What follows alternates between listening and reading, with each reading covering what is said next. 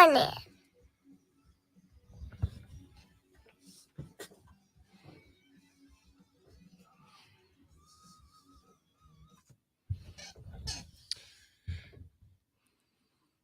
And away we go, ladies and gentlemen, boys and girls, children of all ages. The Rob Brown Show is on your radio. Happy Monday, y'all. Great to be back with you once again. Hope you had a stellar football weekend. Hope you enjoyed fall for Greenville or a little Greenville Swamp Rabbits preseason action or whatever you got yourself into this weekend. I hope you loved it. I hope you had a great time. We did, or at least I did. We'll find out here in 2 seconds. 1, 2. Hi, Lonzo. How's it going? How was your weekend, buddy? So however my weekend is decides on how the day goes. That's it was beautiful. Good. Football wasn't great, but you know what? Expectations might have been a little bit there for one team, and the other one's just exactly what I expected. So there you go. Football was great. Maybe not great for a couple of the teams that we cover, but football was great. I enjoyed it very much. If you didn't watch Washington, Oregon, because you're one of those elitists with your nose held high in the air. If you picked the favorites, you probably had a bad weekend. It was upset central in the NFL. There was some in the college ranks. There was a also. couple in the college ranks, but man, Oregon, Washington was spectacular. I do not know, Lonzo, what word to use to describe the Gamecocks other than meltdown. 5 minutes. Horrible defense. That's what I would say. Oh, God, it was atrocious. Yes. It was atrocious. It was a throwback to Muschamps last year is what it was. The defense. And by the way, speaking of meltdown, Shane had one in the post-game press conference. You listened to the audio this morning because I had to ask you to pull it. Yeah, I'd already seen that. So, but what was your takeaway from Shane's press conference? Because it was the first time in the 3 seasons he's been doing this that I was like, ugh, don't like this. No, I think everything he said needed to be said because I think he pointed out, and you'll hear it later. Basically, you can coach things the best way, but the players still have to execute. And so you put people in the best position, the players still have to execute. So in the end, the coaches get all the blame, but there are times the players just don't execute, and the end result is what we got Saturday. Man, I got to tell you, dude, like Shano was popping off. He was not happy. It's like, hey, I was calling blitzes. We weren't blitzes. We weren't blitzing. I was calling coverages. We weren't running them. I was calling pressures. We weren't getting them. And my thought was, because he pointed out in the presser, he was like, in the first half, we did this. And I'm like, yo, if that was a problem in the first half, where the hell were you? Right?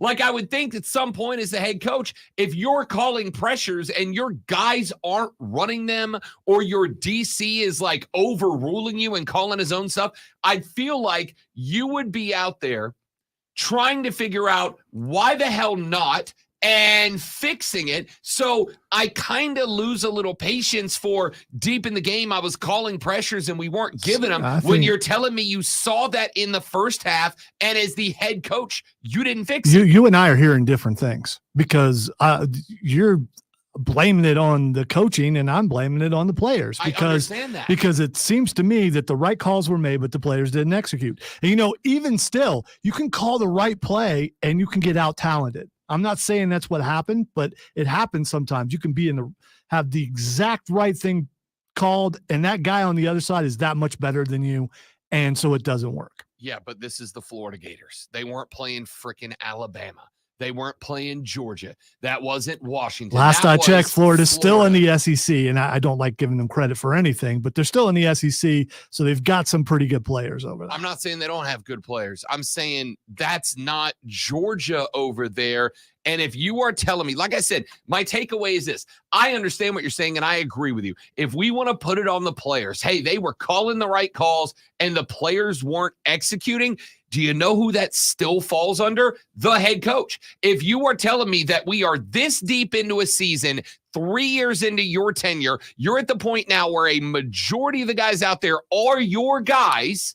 If you're telling me you are at this point in that big of a game and you're at a spot where you're calling plays and your coaches are like, nah, bro, or your players are like, nah, bro, we're going to do our own thing, that is a failure of a head coach. All right. So I am not a Beamer apologist, although I do appreciate the fact that he helped us win our second star award. But I think you're going too hard on Shane. And I don't think this is his fault. I don't.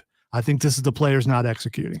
And I think there are times, like I said, sometimes the team on the other side is just a little bit better.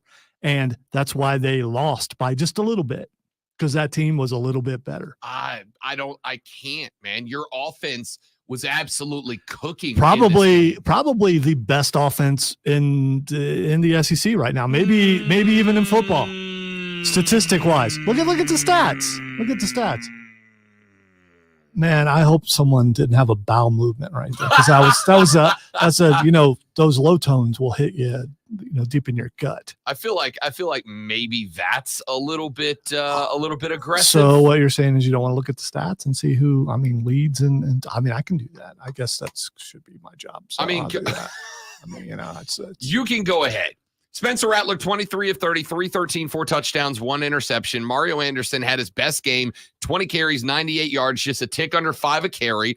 Juju had 1 carry for 17 yards, but he scored on it. Leggett had another hundo game, 5 snags, $110. Oh, by the way, 1 throw to Nick Harbor, 45 yards. Might want to start working that guy into the offense a little bit more frequently, but we'll come back to that later on in the show. All I'm saying is, the offense was, forget where we're talking about statistically. Okay, because you know who has better passing stats than Spencer Rattler?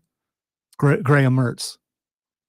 So I'm just saying, just a little bit, in this game or on the season? On the season, by just a little bit. I would also argue, by just a little bit. I would also argue that while I would say the wide receiver talent is probably arguably in South Carolina's favor, if you ask me to compare those two offensive lines, come on, bro.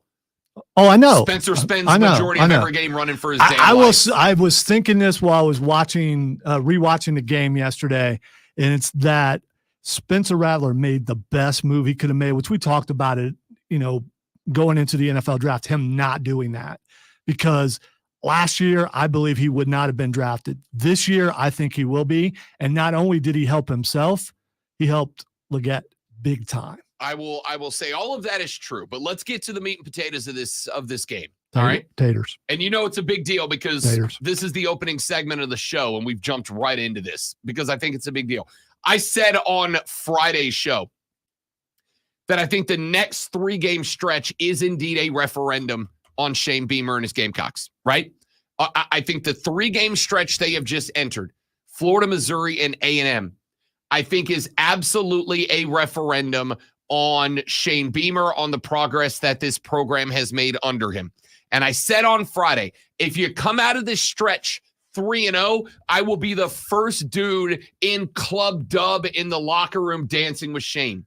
If you go 2-1, depending on how the 1 and what the 2 look like, I'll feel pretty good.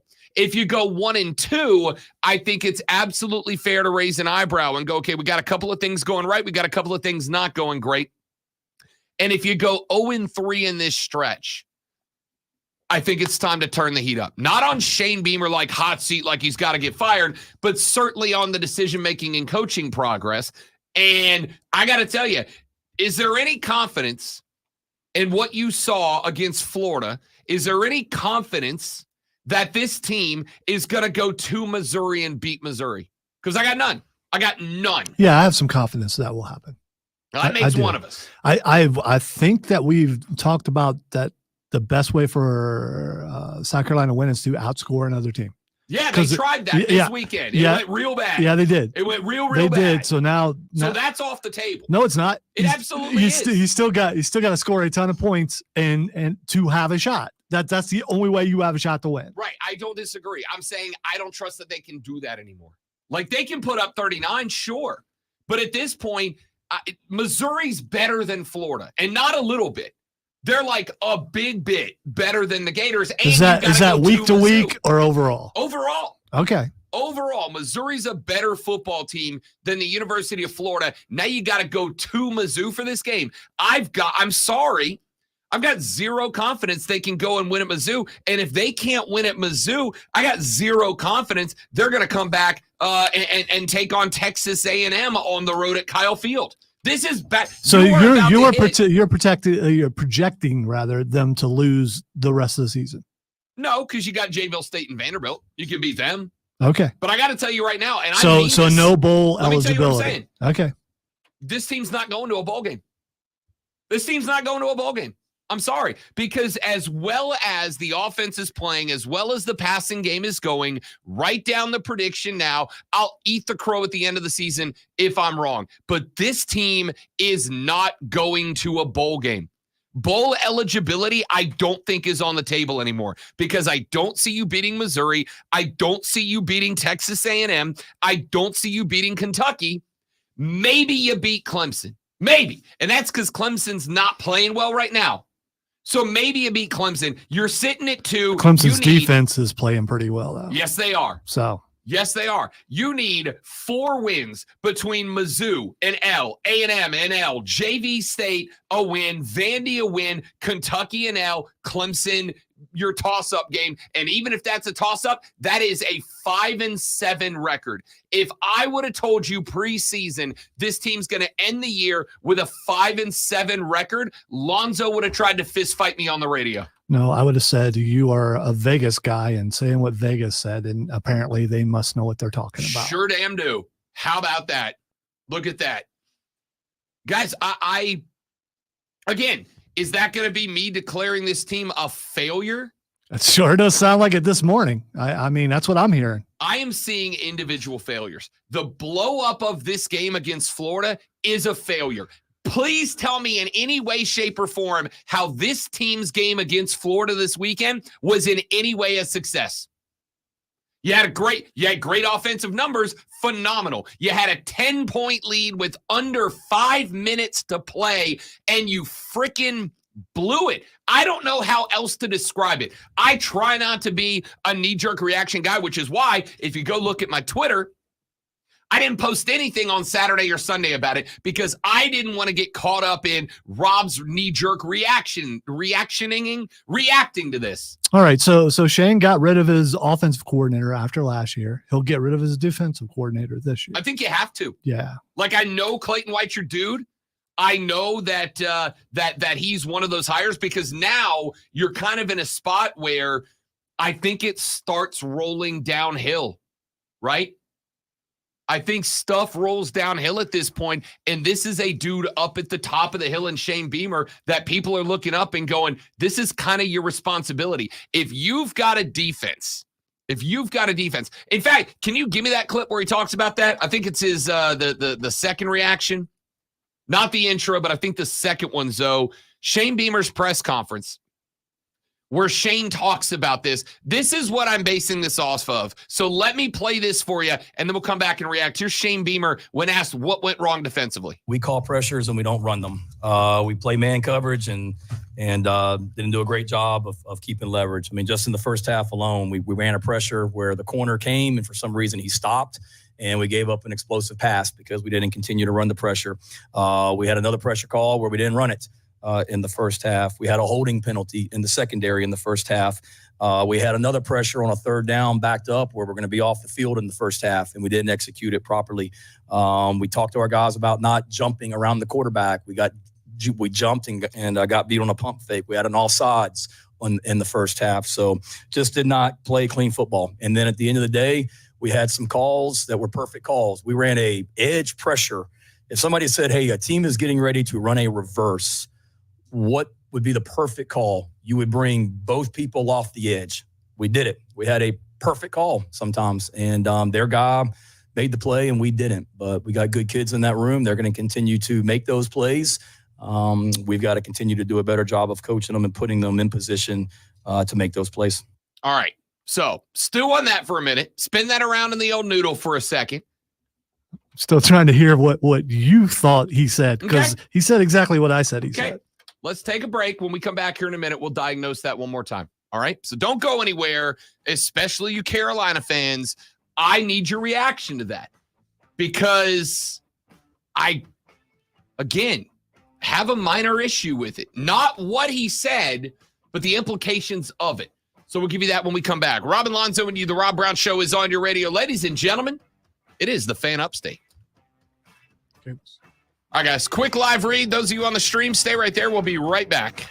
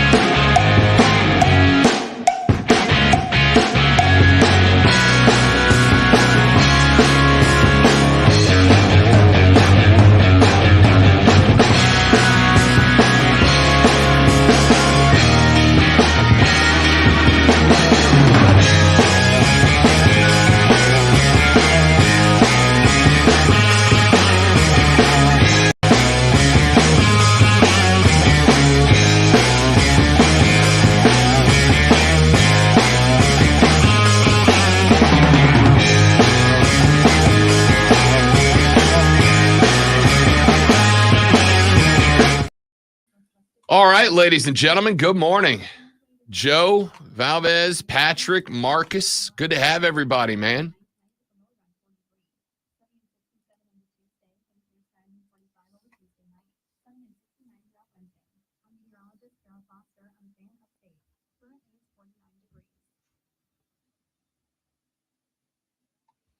This is an important notice to consumers facing $10,000 or more in credit card debt, medical bills, or other unsecured debt. You may not be required to pay it all back because there are special programs now in effect that will significantly reduce the amount you will owe if you qualify.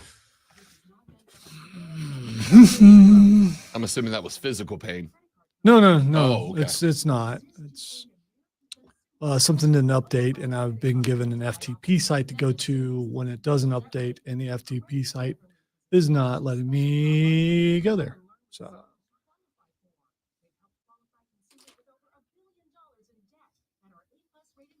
this site can't be reached. For this free information, call the Accredited Debt Relief Hotline now. Call 800-873-7171. 800-873-7171. 800. Unable to, the internet site reports that the item you requested could not be found.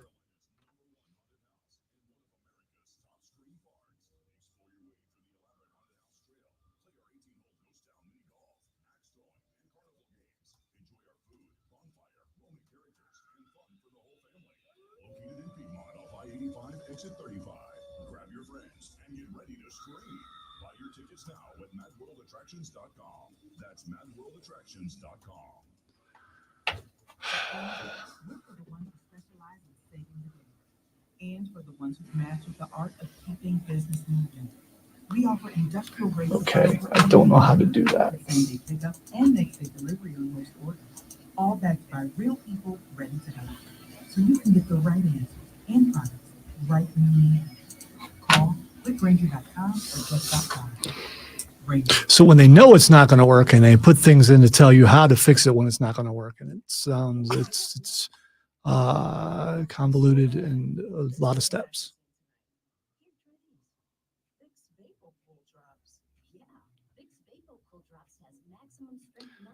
I don't know if I'm allowed to do that or not. I can already feel it. I told you. So, you ready? I'm ready.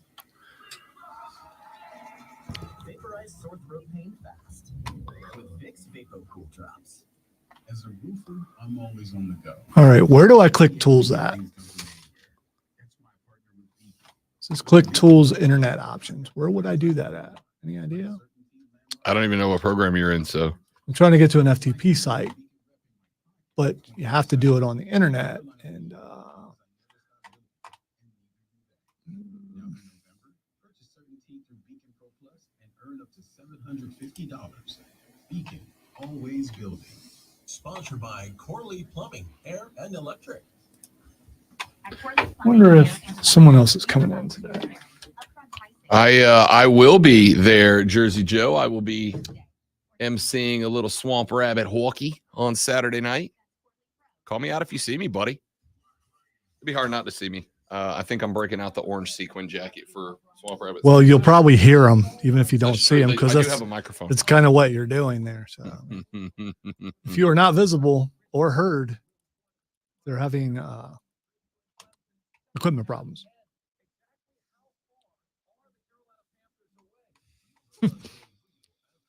Very, Marcus.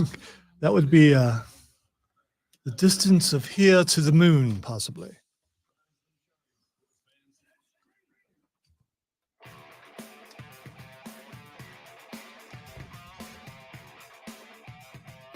Wow. Wow. Yeah, no, we heard it.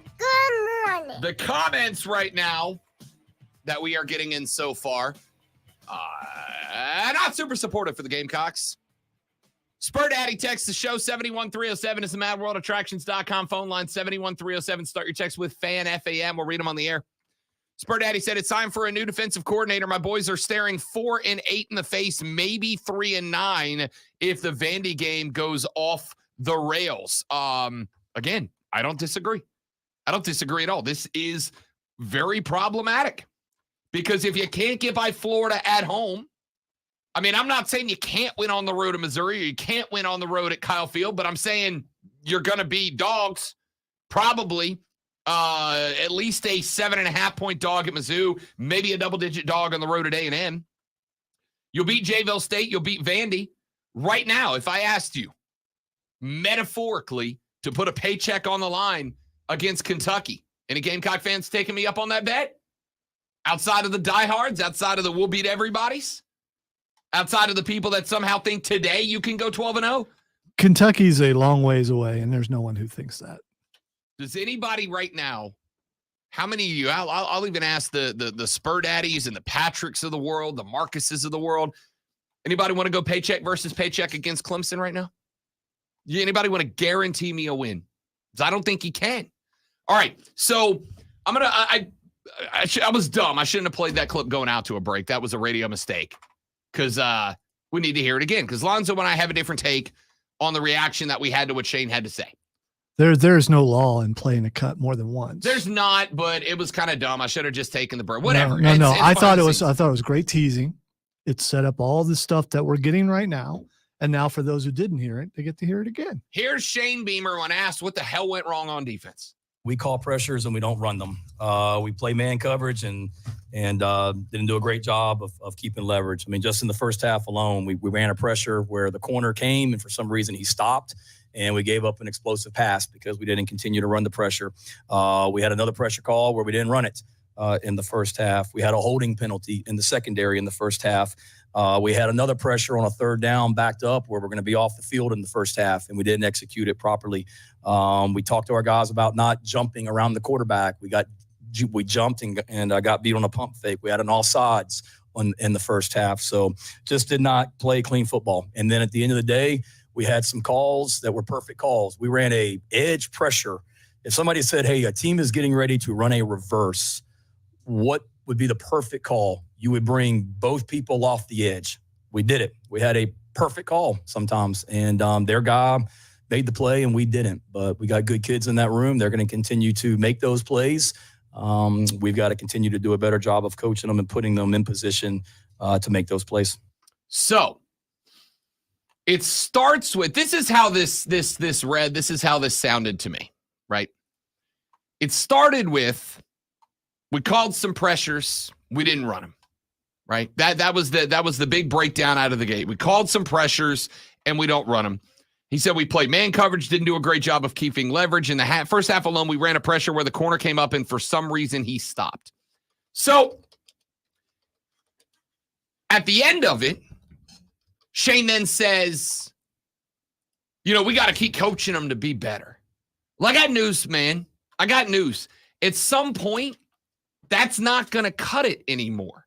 Because at some point, you got to have the basics down, right? At some point, you got to have the basics down. At some point, you can't go, well, we called a blitz and they didn't run it. Well, there's one of a couple of reasons that they wouldn't run it. Number one, they saw something happen in the play that they are taught should negate the blitz. If that's the case, then you need to say that. Number two, you called the blitz and they didn't get it. You didn't have the right play call on that you thought you had. There was a miscommunication. There was a breakdown. That comes under the coaching umbrella as well. Number three, they called the blitz and the players went, nope, that's a bad idea. We're not going to do it. In which case, that's a mutiny, and that falls under the head coach as well. Or number four, you didn't do something else right. I don't know what the other option would be, all of which falls under the coaching tree. Here is the issue. If this was week one, if this was game one, I'd go, all right, that's a massive screw up, but it's one that can be fixed. My dudes, that was game number 6 in year number 3. If your players said, screw you, we're not running it, then you've let them off the hook. And if you called the wrong play or called it at the wrong spot, then that's on you. No matter what position you think caused the necessity for Shane to say this, it falls under him. I don't want to be mean when I say this, but I'm sure Costco has a lot of Q-tips, and you can clean your ears out, because you and I are hearing something totally different. What I'm hearing is they were coached right. They were told, don't do this. As far as don't jump around the quarterback, don't do this, don't do that. It is the players who are not executing. The right plays were called, and the players didn't do it right. And if you are working on it in practice, which is what I heard him say, in that, and they still didn't do it right, how's that the coach's fault? That is the player's fault for not. I guess ultimately you could blame the coach for bringing in a player who can't do what he's being told to do. You could do that, I suppose. But this is a combination of blame, but you've got to put some blame on the players. If you don't execute, you are going to get beat, and that's what happened. If a player makes a mistake, right? This is something I've said in the past. Players have bad games. If a player has a bad game, you go, that player had a bad game, right? It happens to everybody. Patrick Mahomes is going to have a bad game. Everybody's going to have a bad game. That's just life. And if a player has a bad game, you go, all right, player had a bad game. Sometimes you can go, all right, the game plan wasn't called correctly for that guy, or they didn't call a game to his talent or whatever. You make a lot of reasons, but you go, that player had a bad game. I think it's a little different when you go, the entire defense had a bad game. The whole defense, everybody, 11 guys on that side of the ball had a bad game. That's another thing. It is a third thing if you go, we had the right play calls on, and they just didn't do it. Well, why didn't they do it? That's what I need to know, right? If I am going over to Columbia today, I need you to know I'm half tempted to drive to Columbia to go to the press conference today for one question. Shane, you said yesterday in the presser that you had coverages on that the guys didn't run. You had pressures on the guys didn't run. So my question is, why not? Why didn't they do it? Right? Why not? What was the issue? And he's either going to have to say, because they didn't want to, because there was something in that play that negated the pressure, that negated the coverage, right? We taught them that on this corner blitz, we want you coming off the edge unless the running back does X. And then we need you to kill the blitz and go out into this coverage or whatever. If there is a good reason, but my second problem would go, or my second question would go, you said that you saw these mistakes in the first half, and they were the same mistakes that you blamed late in the second half for the 10-point collapse. Why didn't it get corrected? Why didn't it get corrected? Right? Because if I come in here and I make a mistake, Lonzo says to me, come on.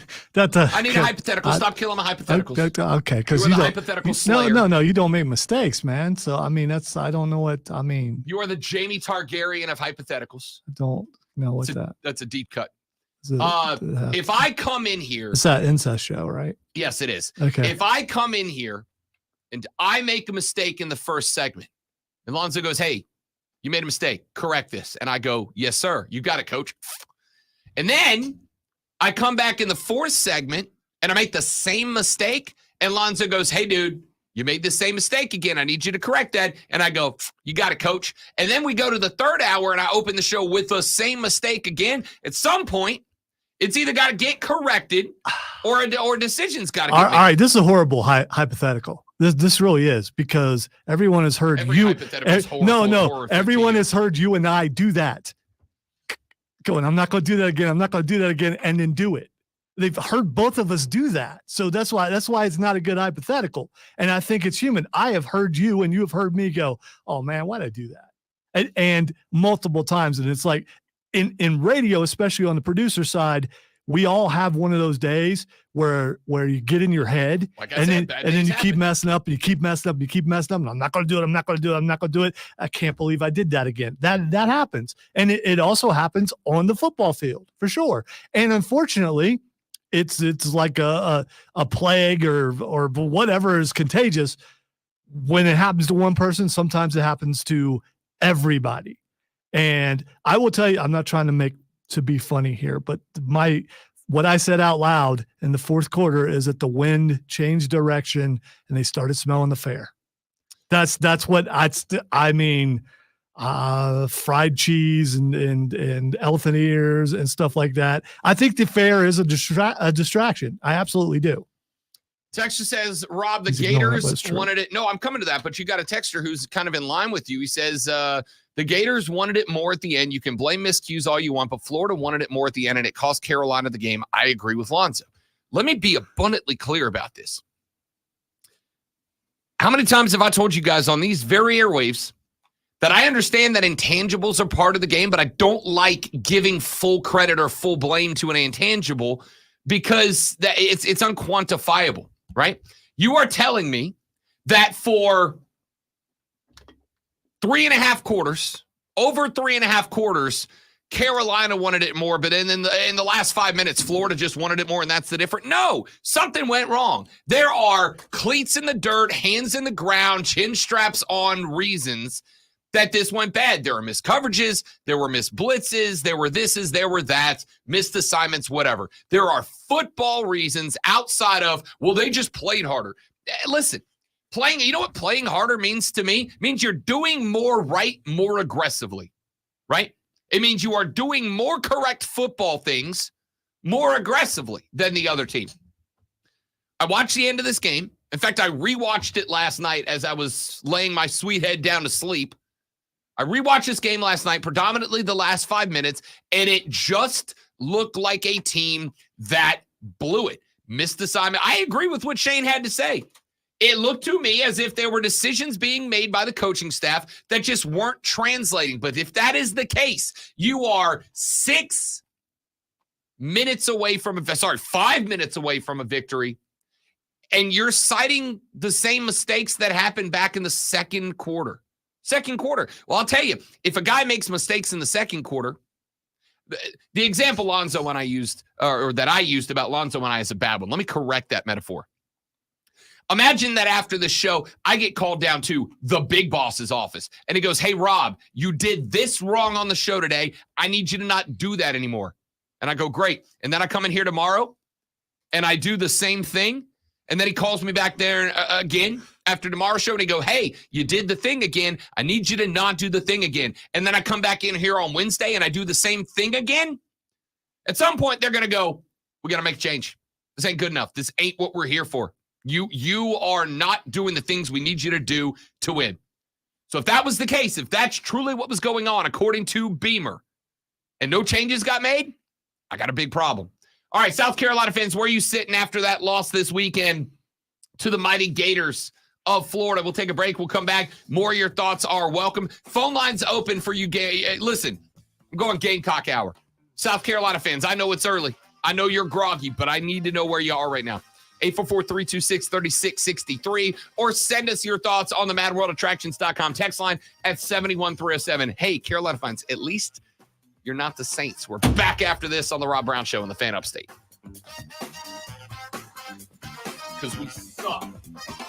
Oh, all right, guys. Quick break. Be right back. Don't go anywhere.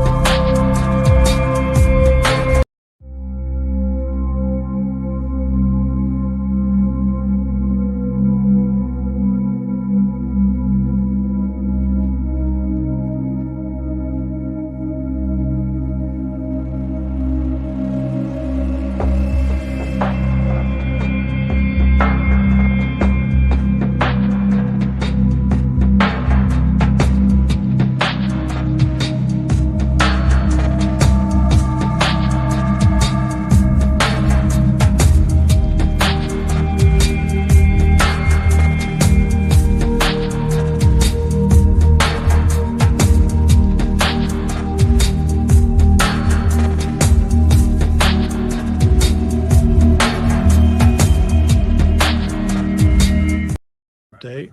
Yeah. All right, guys, thanks for hanging in there. As you can all see, we've got Captain America Chris Evans down the hall in here trying to fix stuff because it's Monday. And what else did he need to get done? As I was leaving the soccer game the other night, I was parked, coincidentally, right next to a Captain America themed Mustang, That's which intense. was pretty awesome. Did you autograph it? You know what? My children were cold, so no, I didn't. Okay. Did they have a good time though? They, they did. They got their faces painted. They don't They don't care about the game at care all. about soccer. Yeah. I did think it was an excellent example of why soccer is confusing. Because as far as we watched the last, 10, 15 minutes of the game. As far as I could tell, the game ended and then they kept playing going until the Triumph tied, and then the game was actually over. It's fair. I can see that being the issue. That's because that's exactly what happened. Stoppage time. I mean, I can send this to you. You can see if you can go into it in there. Really want to Okay, figure it well, out you now. gotta I mean, do I it. know. Yeah, that's fine. Or you can just wait, come back. I mean, I got 2 hours.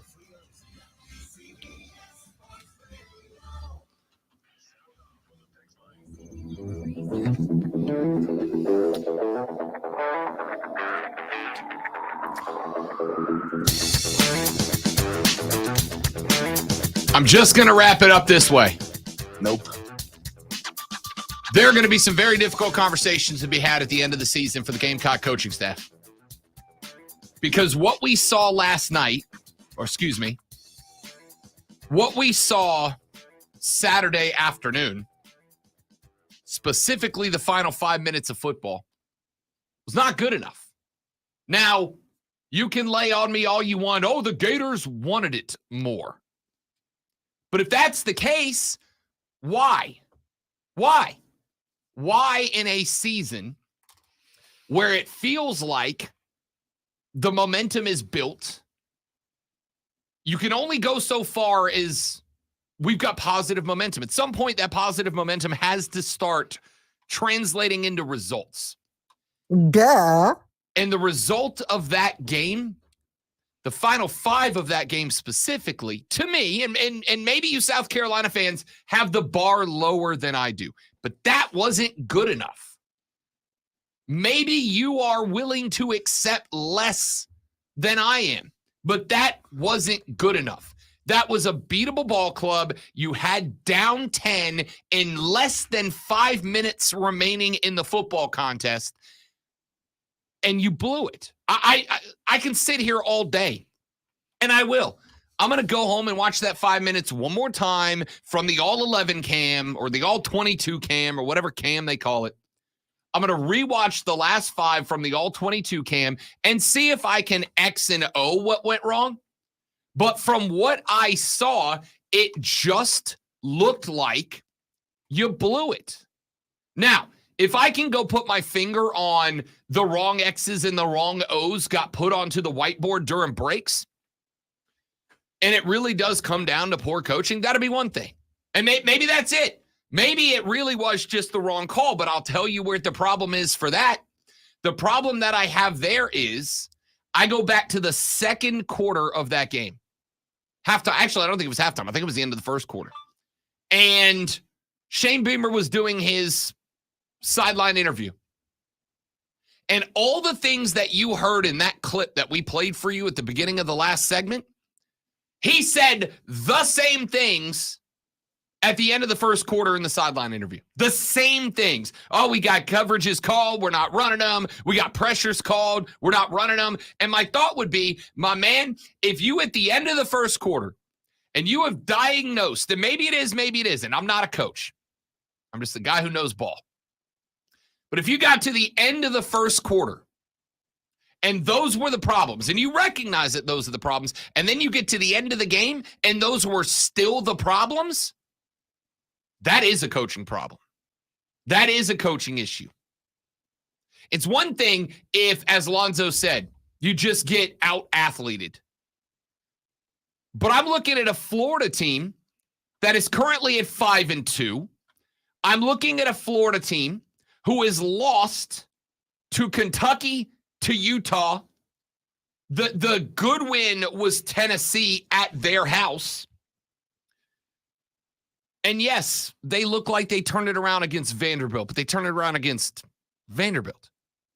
That does not look like a team that I can chalk it up to couple of bad execution. It's not like Florida was that deep and that much more athletic in this game.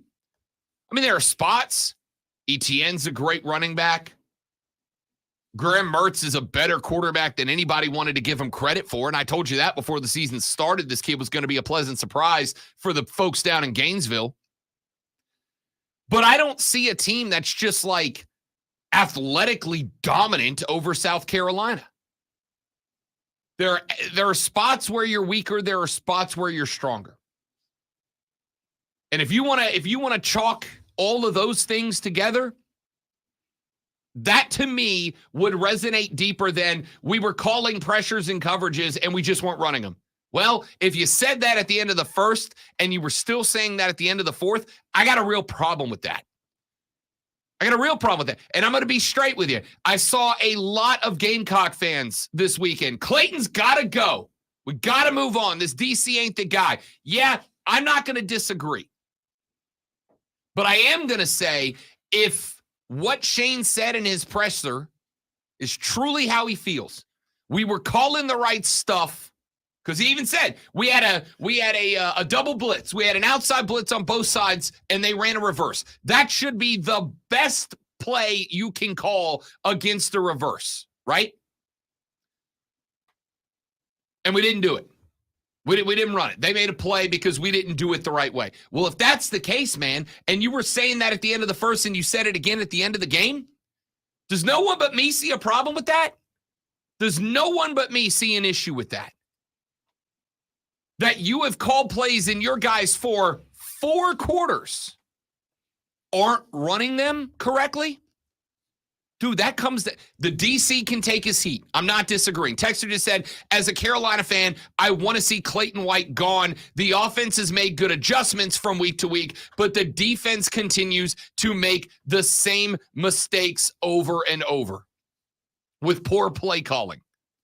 That's fine. I'm happy to crank the heat up on Clayton White as well. Sure. But if Shane's going to hit the mic and go, we were calling pressures, we were calling coverages, and our kids weren't running them, at some point, I don't know where else to look but to go, then that seems like a coaching issue. And if we're this deep into the season and you're making those same mistakes, that goes all the way up to the head coach. That's got to be recognized, and it's got to be fixed. And if you got kids on your team that you're going, hey, we want a double quarter blitz. We want a zero dog blitz.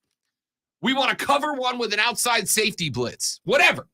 If you're calling these plays and you got players that aren't running them, then at some point I expect to see 6 defensive starters benched for South Carolina v. Mizzou. Because if we're going to lose, then I'm going to lose with the future. I'm not going to lose with kids right now who aren't doing what coaches are telling them to do.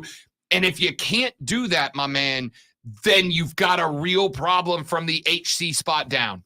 All right. So once again, you're hearing things that I don't hear. And the right plays were called. They didn't execute them completely. That's exactly what I just said. No, you didn't. You said they decided not to run the plays is what I heard. Like the players decided, no, I'm not doing that.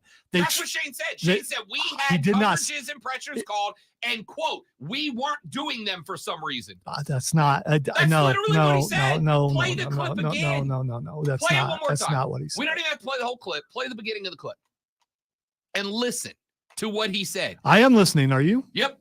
Fired off. We call pressures and we don't run them. Thank you. We play man coverage and didn't do a great job of keeping leverage. I mean, just in the first half alone, we ran a pressure. Leverage where means the corner that they're came, not for some reason he stopped executing, and we gave up an explosive. All right. So here's the thing. It's like you're hearing every other thing. And I guess you would say that I'm hearing every other thing. So combined, we're probably both right.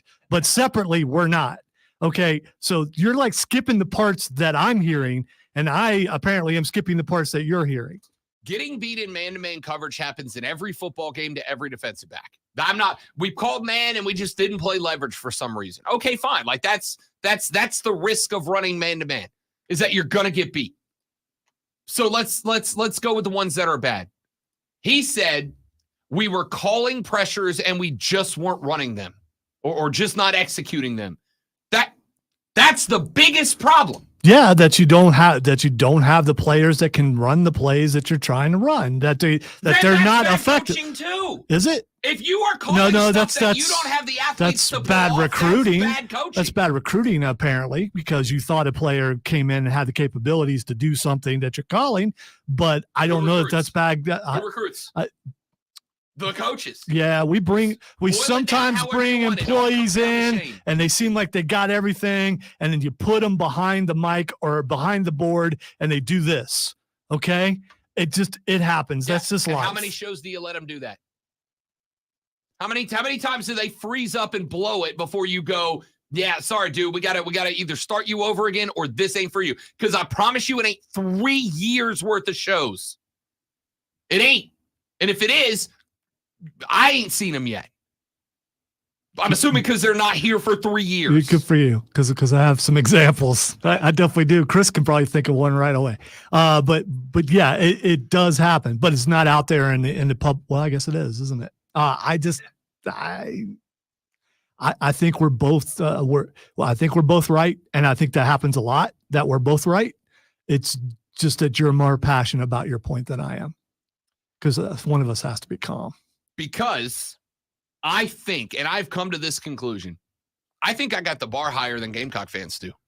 I think what I look at this program and see as a possibility and the capability of, I think it's just higher than what I think we're at a point now. I'm sorry, because So I don't fan right. Okay. All right. I don't know ball and I don't know how to fan. Fan better. Why in the world am I here? Fan better, Lonzo. I think that I look at the program and what I see as a possibility has frankly, respectfully been beaten out of Gamecock fans for the years leading up to where we are right now. Right? Because I'm looking right now at a program that, yes, that loss is not good enough. It's not good enough. And when I see texts like, oh, they just wanted it more. Well, damn it, that's not okay. You should not be okay with that.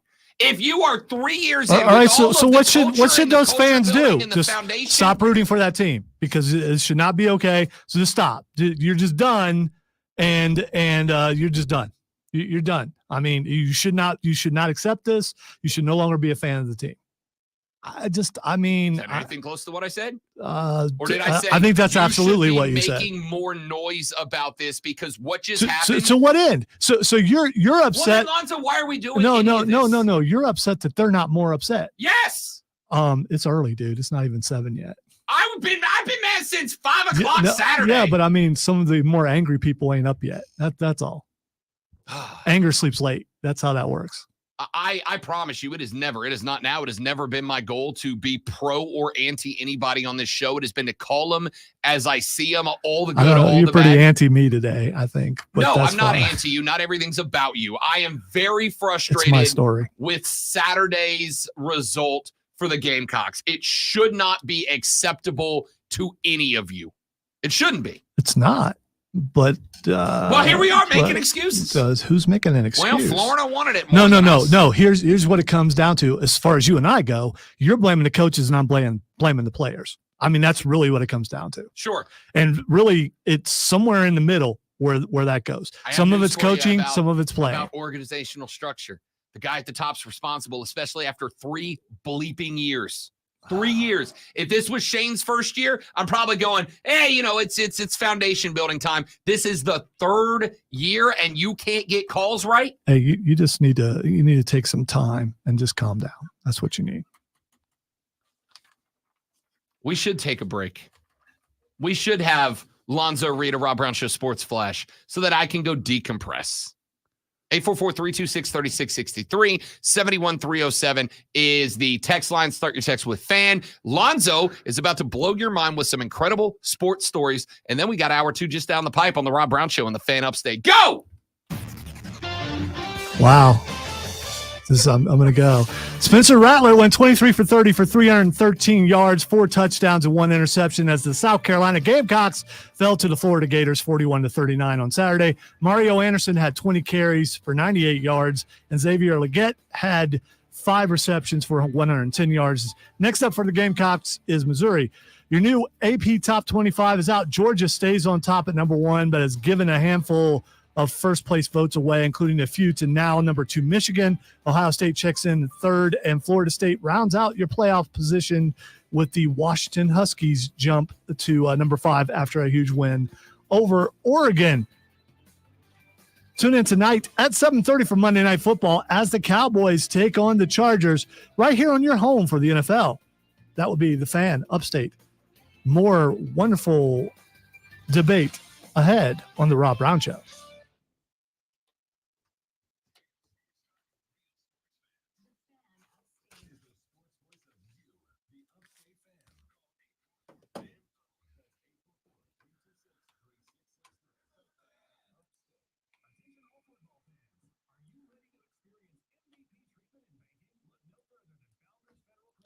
All right. I just want to say I don't, and you can tell them, but I think this is more about how bad the Saints are. I really do. I think this is projection because the Saints are really bad. Yeah, I mean, it could be wrong, but I definitely don't hear everything that he hears, and he doesn't hear anything that I hear.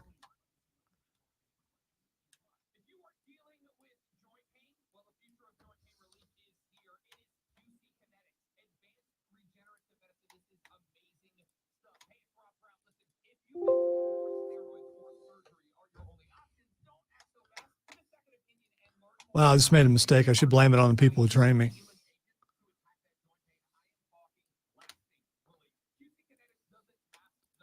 Because if I was trained better, if my coaches were better, then that mistake I made just wouldn't have happened. So I guess I got to tell the boss. I got to tell the boss that it's his fault that I just made a mistake. I think this is usually kind of a simple thing, but the other thing was too should have been, but FTP is always finicky. Yeah, I used to have to do that manually when we first started carrying them on Word, and that was like 20 years ago or something. For some reason, his stereo mix is disabled. There we go. You know what? With better coaching, he wouldn't have made that mistake. That's all I'm saying. That's all I'm saying. Because I mean, he should have executed better because there's no way that just clicked itself that way. That means he probably did that. It's a fair point, and I don't know what happened before I sat down at the computer. Okay. I will say that sort of thing has happened to numerous people numerous times. It's not often. Not what I would call frequently. If he had better coaching, he wouldn't have made that mistake. That's all I'm saying. Something that I have seen before to the degree that I have wondered how it happens. Like, is there a button for that somebody just clicks it? Because you are well known for locking your computer by accident. Yeah, like just going out. If he had better coaching, he'd never do that sort of thing. That's okay. Yeah, I mean, because he normally executes better than that. Better than yeah, it was an easy fix, I think. Good for you. Self-taught. I was going to say, I do recall stop over to my office is coaching. I'm thinking. I'm just guessing. You know. That's also a fair point. Device order. Recording devices for some reason. Okay, because probably. All right, you have a minute to get up and get out the way. You're also going to move it up. Probably don't even need those other ones. There's no reason. He should do that, Josh. You're right. He absolutely should march down to the boss's office and demand he tighten it up. There is. He should do that. There's no reason that you should need. Mad World in the first break, by the way. Okay. And 30 seconds, Chris. Okay, hang on. Time doesn't work that way. That's a fair point, Lonzo. I appreciate that from you. And then I apologize for starting to get used to mornings. Audio, something with audio in it. Just play anything. Yeah, well, that's an ID. I don't know if you knew that. It's followed by an intro. We do have to check. That actually. I don't need it for the rest of the show. Okay. Well, that's weird. Stop. I was going to say, I'll just play Good Morning till he gets up.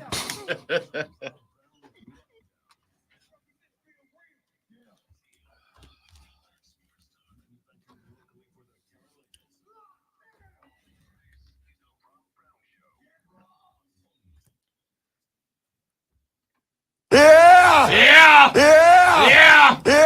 Hour number 2 begins now, ladies and gentlemen. This is the Fan Upstate. How you doing? How's everybody? Everybody good? Good to have you along for the ride. I am Rob Brown. The Gritman Lonzo is over on the other side of the metaphorical glass of Sam. I love you, man. I love you too, I buddy. do. I really do. I just want to make sure that everyone knows that. Sometimes brothers fight. That's how it goes. So South Carolina fans, today's all about you. I mean, it's not all about you. We're going to talk about the Panthers here in a minute. Are we going to talk about the Saints? We are not going to talk about the Saints because, God, we are tragic. We are tragic. Well, we could talk about the NFC South as a whole, which would include. Because we have to. Yeah, I suppose. I got to tell you, I said to a buddy of mine yesterday, guys, I think Derek Carr might not go to the Hall of Fame. Like, that's how bad it is. I don't think Derek Carr is going to the Hall of Fame anymore. We've been sold a bill of goods that was, I mean, first he was first ballot, then second ballot. Now he's not even going. Man, I don't know. I'm almost at the point where, like, I might.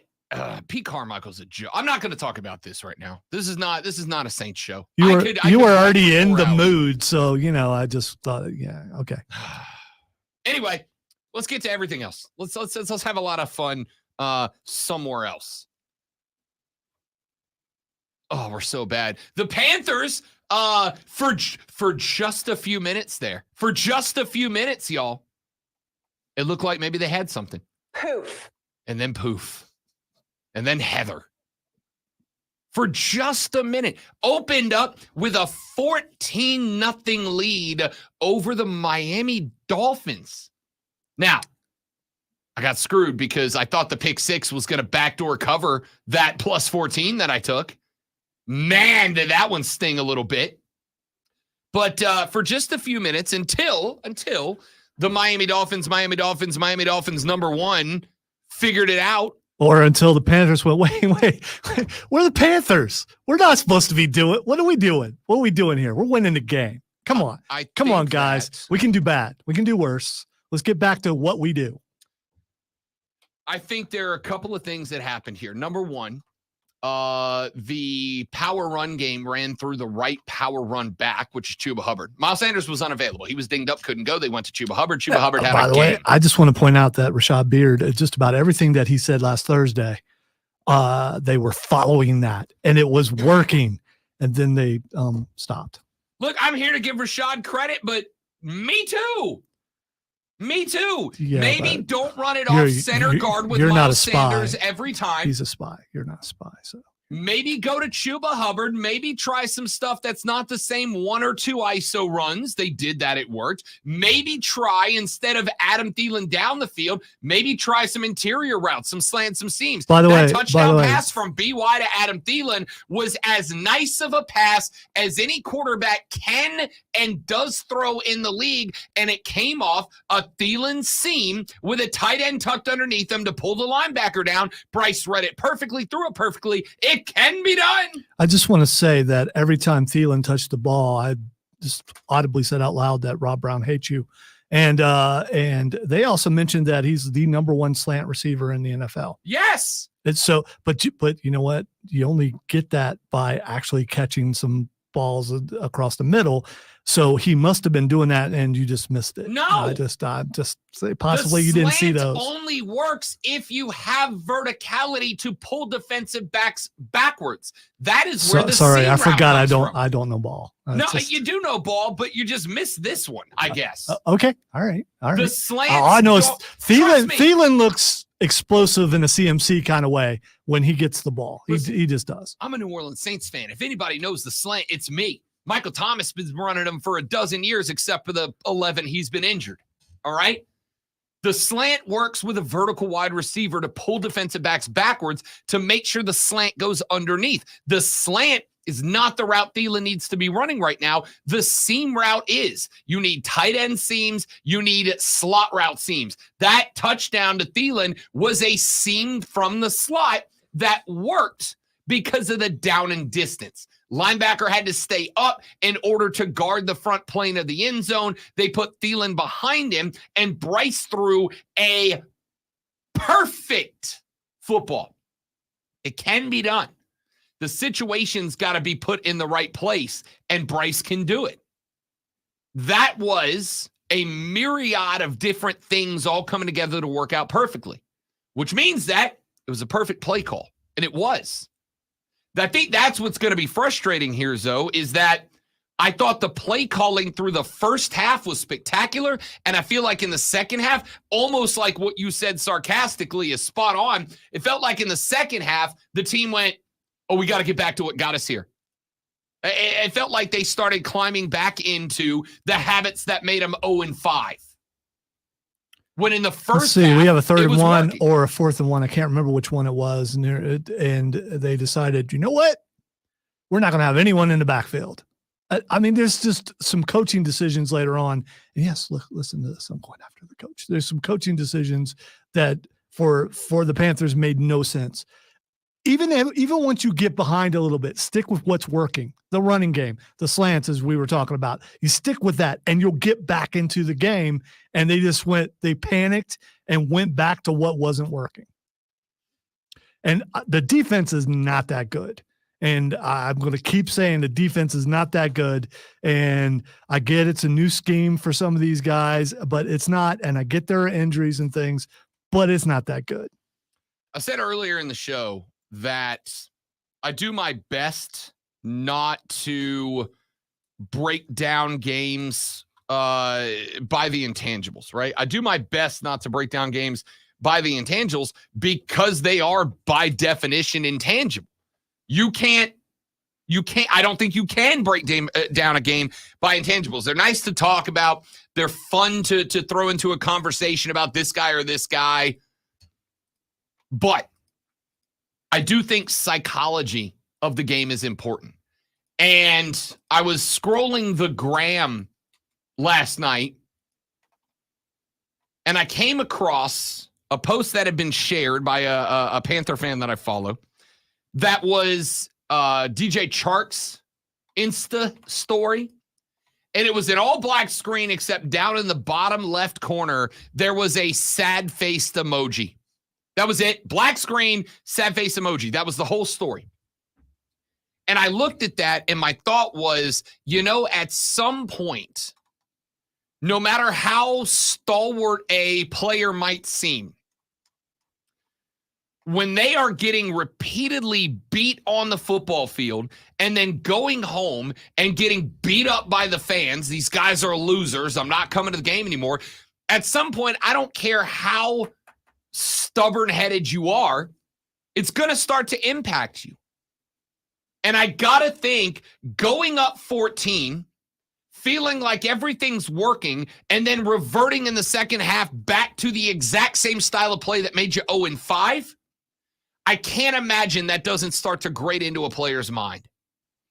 When you look up at the scoreboard on the road at one of the best 3 teams in the AFC as a collective, and you're up 14 because you started using Chuba Hubbard the way he should be used, because you start running the slant, which is the one play that should, not the slant, the seam, which is the one play that should work when linebackers are staying up to press you on the run because you haven't had success with that. The seam route should always be there. And then in the second half, you go right back to the same stuff that wasn't working beforehand. I assume that as a player, you've got to start looking at it from the perspective of like, what's the point? Honestly, what's the point? I'm a stubborn, bold-headed dude when it comes to radio, right? Like, I'm gonna do it my way. It's the only way I know how to do it. It's the only way I've ever done it, and I think it's worked pretty well. But then I pop on social media, And I see comments from other hosts that I go, no one can genuinely think this way about situation X. They're doing it for clicks. And then I look and I see 195 replies to this obviously contrived take. And I'm like, maybe I am wrong.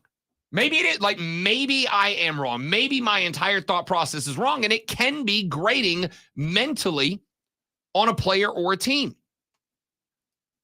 I think that 14-0 lead might be the worst thing that's happened to the Panthers all year, because for a few minutes, we believed.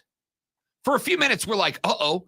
I said last week, I said, hey, look, this game to me feels like the perfect trap game for the Miami Dolphins. This game to me feels like the perfect storm for the Carolina Panthers to break out and have people go, oh, maybe there's a spark, right? I'm not saying it's a full-on inferno of greatness, but maybe there's a spark. Maybe there's something there. And for I don't know, 25 minutes of that contest, I freaking told you. I was sending out tweets. I was going to say, for enough time for you to hit the old X and send stuff out, and just like almost instantaneously after you did that, things went downhill. So if you were a person who believed in jinx, you can blame Rob Brown. Sure. It's all his fault.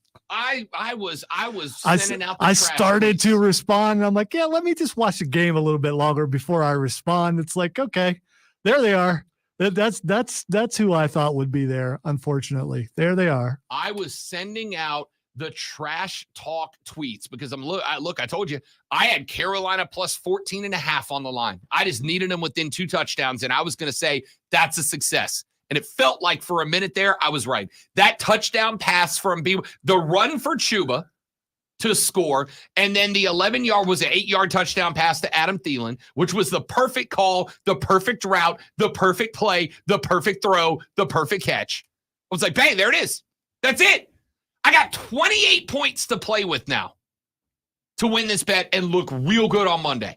And then the second half rolls around, and it's like, nah, let's just go back to what we were doing already. Let's go back to what we were doing already. Let's go back to what got us here. Got us where? 0-5. Let's go back to what got us here. And the whole thing came apart. I have not been frustrated with a football team that was not my own in a very long time, like I got yesterday with the Panthers. When this team, it was 14, and I sent out the tweet. And I moved them off the big screen down to the little screen. I'm like, I'll put this on in the background because I got a lot to keep an eye on. So I went back, and then I look up, and it's 14-7. And I'm like, yeah, of course, they're the Miami Dolphins offense. I still got 21 points to play with. And then it was 14-14. And I'm like, that's fine. I still got 15 technically points to play with to look real good. And then it was 7 points. And then I got no points left to play with. And then it was, we're down 21. What is happening? And then there's the pick 6. And I'm like, all right, we're good. Back to a cover. And then it wasn't that anymore.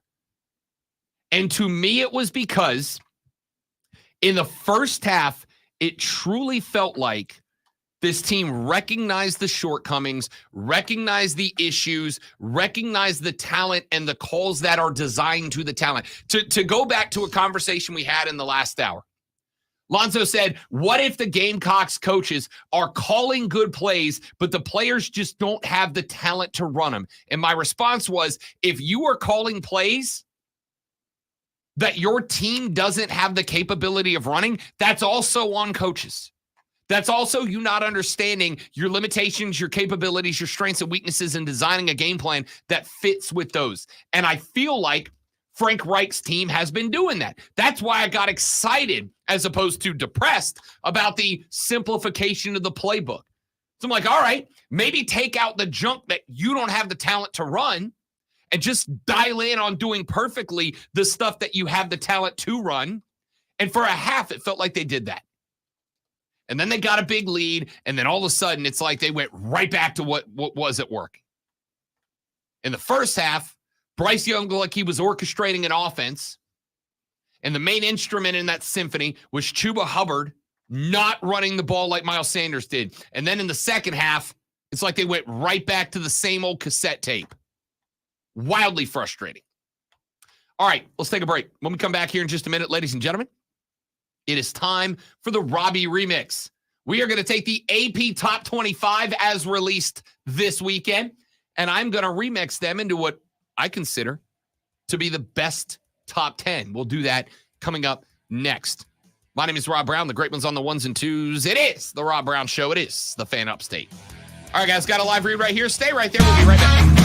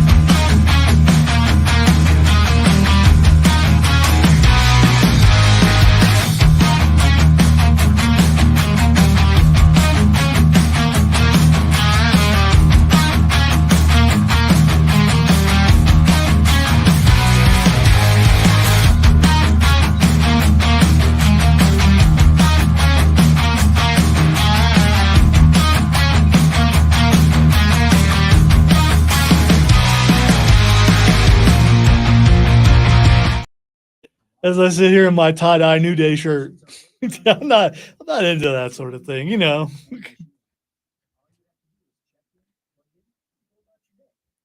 It's because Aaron Rodgers is coaching him, Zach. That's what it is. Hi, Zach.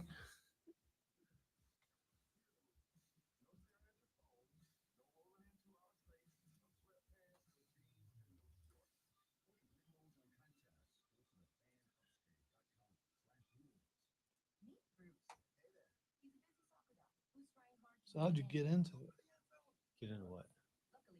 Oh, you haven't done it yet. No. Okay. Zach says, "Hey, back." Smart bankers, convenient tools, one bank with the power of both. Visit chase.com/checking. Chase, make more of what's yours. AutoSaver points and Chase checking and savings account. Yeah, apparently FTP access for Chrome, Firefox, presumably Microsoft Edge, and other browsers has been disabled for versions now because it's insecure and outdated. Me too. So,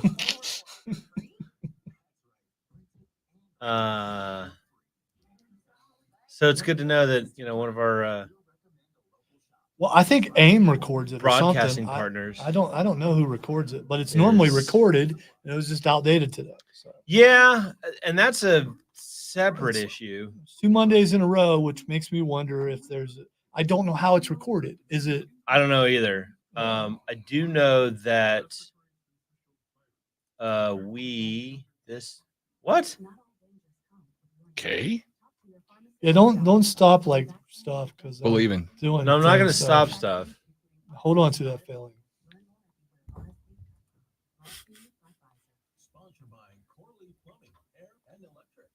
Can't do a journey drop and it not be acknowledged. Bow, da, da, do, do, do, do, do, do, do, do, do, do, bow, do, do, 30 do. seconds, Chris. Yeah. Eh. I mean, that's why I was saying maybe if you could get it to work on your computer, maybe you could just like email me the file. Because I mean, Yeah. no way I could have figured all this out. No, that's okay. But I want to, first of all, I want to set this up so that In the future, if I could do it. if you Okay. need to do this, you can do it. that's a good move. And But, also- I got to come back to do that. I'm not doing your work for you. Yeah, well, I never thought you would do that. Thank you for doing your job, though. I appreciate it.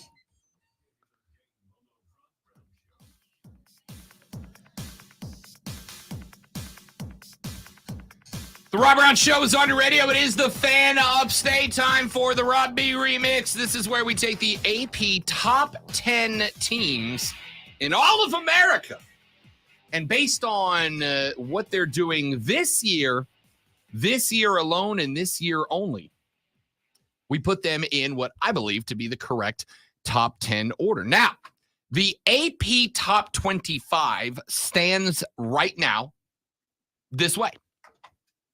Pulling in the bottom at the 10 spot, the undefeated Tar Heels of North Carolina. Just a spot ahead of them at number 9, the Oregon Ducks after they lost to Washington in what might be thus far the game of the year. The Texas Longhorns at 5-1 are a spot ahead of them at number 8. At 6-0 and number 7 in the AP top 10 are the Penn State Nittany Lions. Oklahoma is at number 6 at 6-0. Washington, not only in the top 5, not only 6-0, not only are they ahead of Oklahoma after the win over Oregon, but they have now gotten 2 first-place votes. Why is that important?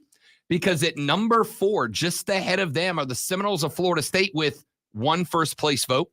Just ahead of them at number 3 at 6-0 with 1 first-place vote are the Buckeyes of Ohio State.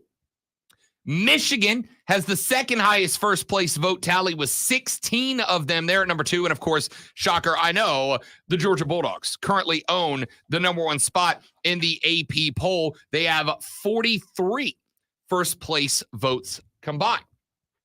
So let's put them in what I believe to be the correct order. Let's go with at number 10 in the Robbie Remix, the Longhorns of Texas. They were off this week, which means the last sample that we have from Texas was the 34-30 loss against Oklahoma. Now that ends up looking pretty good because the Boomer Sooners now sitting at 6-0 after the Texas win. They are undefeated. Now, again, I say one thing about these two teams that is going to, in my opinion, end up holding them back dramatically. Neither of them have a schedule that scares anybody. Neither of them have a schedule like anybody in the Pac-12, like anybody in the SEC. Hell, they don't have a schedule that looks like the ACC this year. That's why I've got Texas back at number 10, despite being one of a couple of teams with a loss. At number 9, I went back and forth on this one because I think they've played a tougher run of teams, though not dramatically. But I'm going to go with Oregon at number 9. They just lost to Washington. Those are different W states. Washington this weekend, 36-33 in a game that if you played it 10 times, you'd have got 10 different outcomes. It was a phenomenal game. Bo Nix looked good. Michael Penix Jr. looked real good. Dan Lanning in Oregon went for a couple of fourth down conversions in this game. They were unsuccessful. Any one of them clicks, Oregon might win the game, right? This was a phenomenal football game, and I really like Oregon, but the L's got to pump you down a little bit. I still think they go ahead of Texas. I think if Oregon and Texas played right now, Oregon's the better overall football team. But I think a team that's lost the game has got to go to the bottom of the list. At number 8, give me the Boomer Sooners. Yes, they beat Texas. Yes, they won the Red River rivalry. But again, I still don't think we have a very good gauge about where these teams are. Texas has the win over Alabama. That's a very good one. But between these two teams, that's pretty much it. That is pretty much the entire sample size that we have against teams outside of the Big 12. So I like Oklahoma. I think Brent Venables is maybe in the midst of the biggest one-year turnaround that we can remember, but they're just not there yet, at least in terms of putting anything on paper that makes me think I can rank them higher than where I have them at number 8. At number 7, one that I think is going to surprise some folks all the way down to 7, I've got the Georgia Bulldogs right now. They beat Vanderbilt 37-20, but it took them 3 quarters to get it turned around. Vanderbilt had an early lead in this game. Vandy went toe-to-toe with the Dogs for a hot minute. Now, what's interesting about it is that Georgia smoked Kentucky the week before, and Kentucky, I thought, had indeed turned a corner at this point. But to turn around and not lay a stinker against Vandy, but in a game we all thought this team's figured it out, to go 37-20 and really need 3 quarters to pull away from Vanderbilt, I can't be super impressed with the Dogs. They have one win that I would consider impressive. I was not overwhelmed or impressed by the Auburn win. South Carolina had them at halftime. What has Georgia done that they deserve 47 of the first place votes? I've got them all the way down at number 7. One spot ahead of them, another undefeated team. Ladies and gentlemen, the North Carolina Tar Heels are still undefeated, a 41-31 victory over a top 25 Miami that, frankly, should be undefeated. Well, should be 1 loss now. Should have been 1 loss. That Georgia Tech game is forever going to haunt the Canes, because even with 1 loss, they could still very much be in the ACC picture. Now with 2 of them, not so much, but they were right there at the edge of the top 25. The North Carolina Tar Heels were in a bit of a shootout till mid-third quarter, and then they popped it wide open. The reason? Some of you Georgia fans going, wait a minute, Rob, you just said the same thing. Yes, but that was Vanderbilt. This is Miami. It's not the same team. And you were on the road at Miami. Granted, one of the worst home field advantages in the ACC, but it is what it is.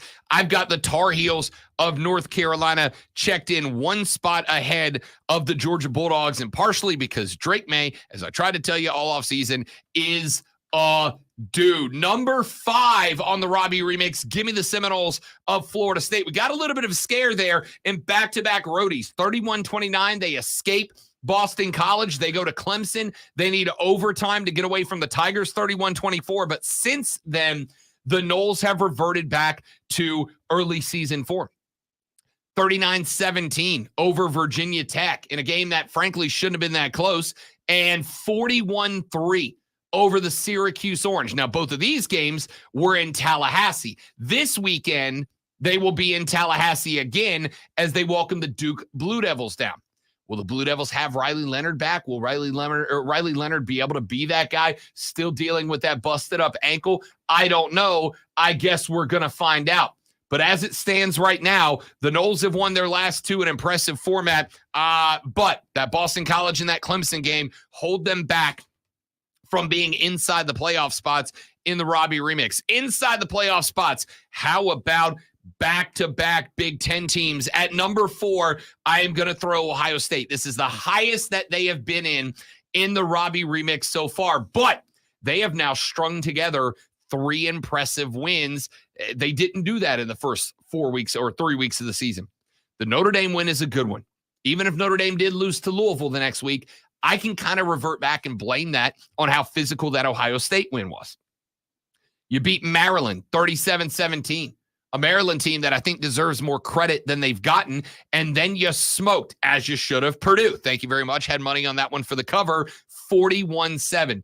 A trio of impressive games out of the Buckeyes moves them to number 4 in the Robbie remix. They are 1 spot behind the team that they will play this weekend, the Nittany Lions of Pennsylvania State University. Look, all they did was play Massachusetts this weekend. It was effectively a practice week, but they covered. Good teams win, great teams cover. The Nittany Lions covered 63-0 over the Minutemen. That was a week after a 41-13 win over Northwestern. A 31-0 blanking of a top 25 team in Iowa. A 30-13 win over Illinois, a game that I told you to be scared of because Illinois always does something for Penn State. They didn't this year. 63-7 over Delaware, 38-15 over West Virginia. James Franklin's team is as close to looking like what we wanted them to look like the last couple of years as they've looked in the last couple of years. I've got Penn State in the 3 spot. At number 2, ladies and gentlemen, I hope thy eyes have been opened by Mr. Penix. Michael Penix Jr. and his Washington Huskies check in at number 2. Why? Because they just defeated a team that last week I called and truly believed was the most complete team in college football, the Oregon Ducks. Michael Penix Jr. in Washington got it done, 36-33. Yeah, Oregon made some mistakes. Mistakes that if they go the other way, we're all coming in here today talking about how brilliant Dan Lanning is. You made some bad calls. It is what it is. Washington didn't. And what Oregon did, they took advantage of those. This Husky team's good. They're averaging over 40 points a game right now. Coming into this game, that number's going to drop a little bit. Coming into this game, Michael Penix Jr. was averaging 400 passing yards per game. 400 passing yards per game. He only got to 302 and 4 touchdowns in this one. Yowza. What a drop down day for him. Man, what's wrong with you? And at the number 1 spot in America right now. Must have been coaching. It must have been coaching. Number 1 spot in America right now, I've got to put the Michigan Wolverines. For 4 weeks to open the season, they played 4 bad teams, and they scored 31, 30, 31, 35. Since then, it's been all uphill for the Maize and Blue. 45-7 over Matt Rule in Nebraska. 52-10 over Minnesota. 52-7 over Indiana. Now they've hit a stride. Now the momentum is there for Michigan. And nobody, with the exception of the Golden Gophers, nobody has put up double digits on the Huskers. Minnesota did it with a 10-point effort. They are good offensively. They are good defensively. I think Michigan right now, I don't know that they're going to stay here, but I've got Michigan right now in the number 1 spot in the Robbie remix. So the AP goes Georgia, Michigan, Ohio State, Florida State, Washington, Oklahoma, Penn State, Texas, Oregon, UNC. The Robbie remix goes Michigan, Washington, Penn State, and Ohio State in the top 4. Florida State just outside at number 5. North Carolina 6, Georgia 7, Oklahoma 8, Oregon 9, and Texas number 10. Who do I have too high? Who do I have too low? Hit us up on the text line, the madworldattractions.com text line at 71307. Start your text with FAM. Give us a buzz, 844-326-3663. Let us know. What do you think? Who do I have too high, too low, besides the I think we know. I think we know which one I think you have too high. Because they haven't played anybody yet. It just, right, but they're beating everybody by 50. Okay, fine.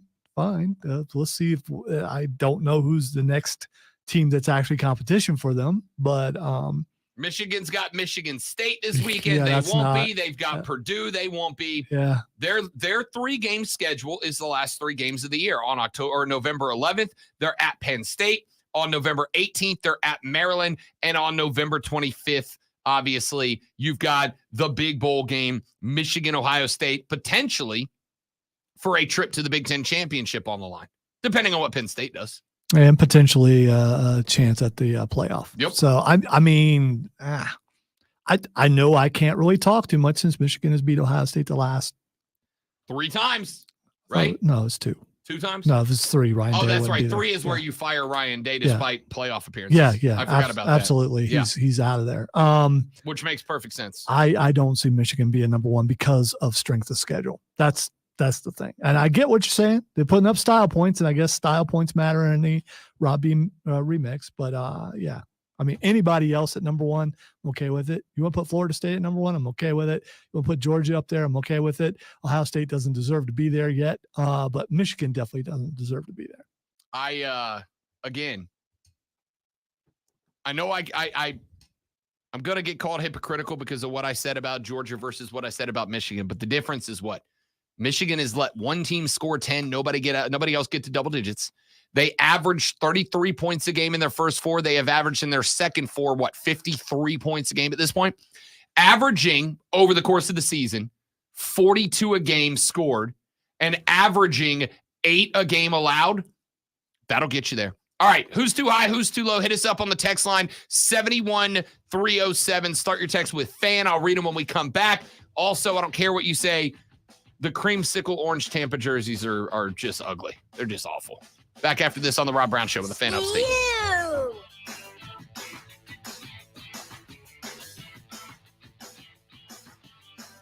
They are ugly. I don't get why people like those. I mean, it's just.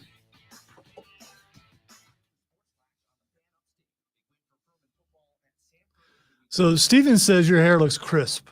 Is that so? So that's is that like a lettuce comment? Is that where the crisp comes from? That's a good thought. I don't know. Because I mean that's. I just was gonna take crisp as just like an overall compliment because it does look good today. But I've heard people describe hair as lettuce, so crisp lettuce is the best lettuce. I've changed shampoo today. All right, look at that. Also, I gotta find it, but I found a very interesting story about why they call hair lettuce. It's not just because it's. I thought it was a Jim Rome thing. Yes, but it came from somewhere. So those are ugly too, Zach. You're absolutely right. In the past, people used to apparently put lettuce on their hair and typically wear it under the hat because lettuce was supposed to have had absorbable like minerals and nutrients that made your hair grow better and faster. And so that's why they call it lettuce, because people used to literally put lettuce on their hair as a way to improve its structure. You see this look on my face? Do you really believe that? I mean, I guess there was. I mean, it's just like some dude made it up. I've been told that if you wear and then other people actually wore lettuce. Okay, all right.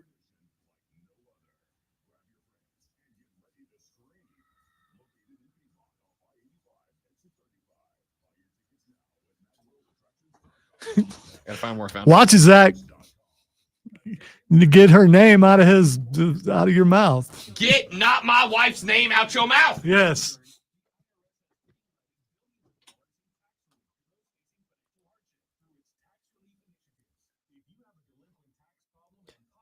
And if my theory, which I'm not going to talk about, is true, you really need to be careful, Zach.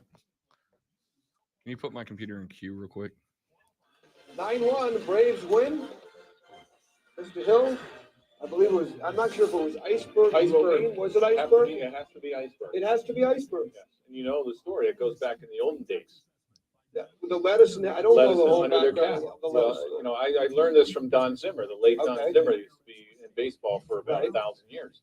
He said that they would, back in the day when it's hot outside, in order for them to stay cool, they would get a thing of iceberg lettuce like Perry Hill did. They would put it in their cap and stick it and go out there, and they would wet it every inning, and that would keep them cool. The lettuce keeps you cool? Yeah, but iceberg. It can't be butter lettuce. Can't be romaine? Can't be, I think it just has to be what if it's shredded? shredded iceberg. You don't want to do the shredded because then, well, actually you could, but long as then you could put it on your taco app. Okay. Not buying it. Not buying it. Not buying it. It's Don Zimmer. He did it. Zimmer literally Dude. said, "I've done it." Dude, that sounds like a radio thing. It just does. It's that is a bit to try to see if you could get somebody to wear lettuce. I think tomorrow you need to wear lettuce. Everything's a work to Lonzo. Well, Somebody can tell you I literally did this, and he's like, "Nope, liar. You're trying to get me worked, brother." I don't call people liars. I would never do such a thing.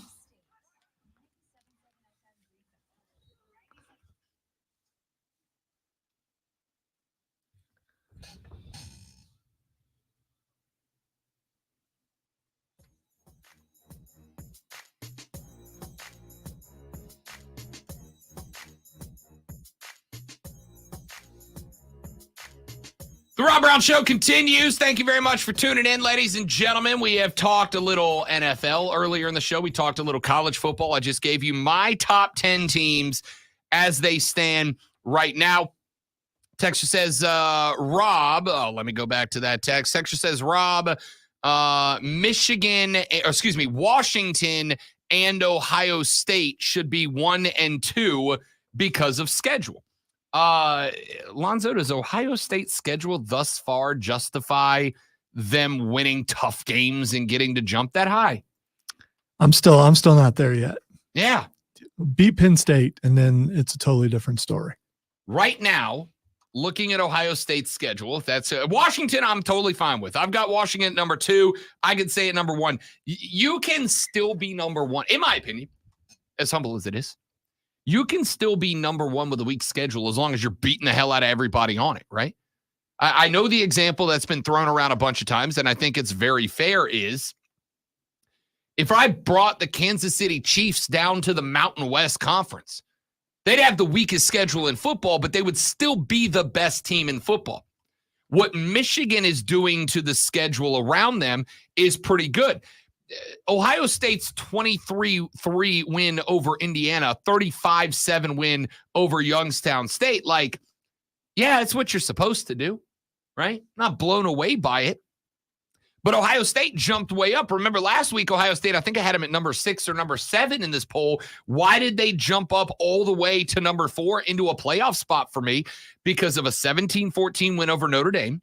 Because of a 37-17 win over a very game Maryland team, a Maryland team that I think deserves better than they have been discussing. Maryland is now 5-2. Granted, they took an ugly L to Illinois, but would you look at that?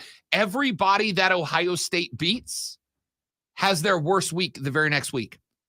Everybody Ohio State beats has their worst game the next week. You know what that tells me? It tells me they're throwing their best at the Buckeyes, and the Buckeyes are turning them away. Notre Dame has their physical game against Ohio State. They turn around and lose to Louisville the next week, right? Like, that's kind of a big deal. I don't know what to tell you. I think the Buckeyes sitting at number 4 is a pretty good spot for them. Now, why Michigan, with a very similar schedule, why Michigan up over Washington and Penn State and Ohio State, when Penn State, Ohio State, and Michigan pretty much all have about the same schedule so far, right? With a couple of exceptions, they've got about the same schedule.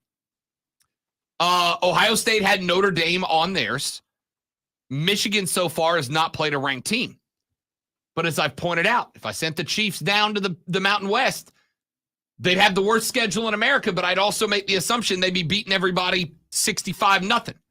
You know, like Michigan. 3-7, 6-7, 7-10, 10-7. That's all the scores they've allowed so far, right? Even FCS teams occasionally pop off for 17.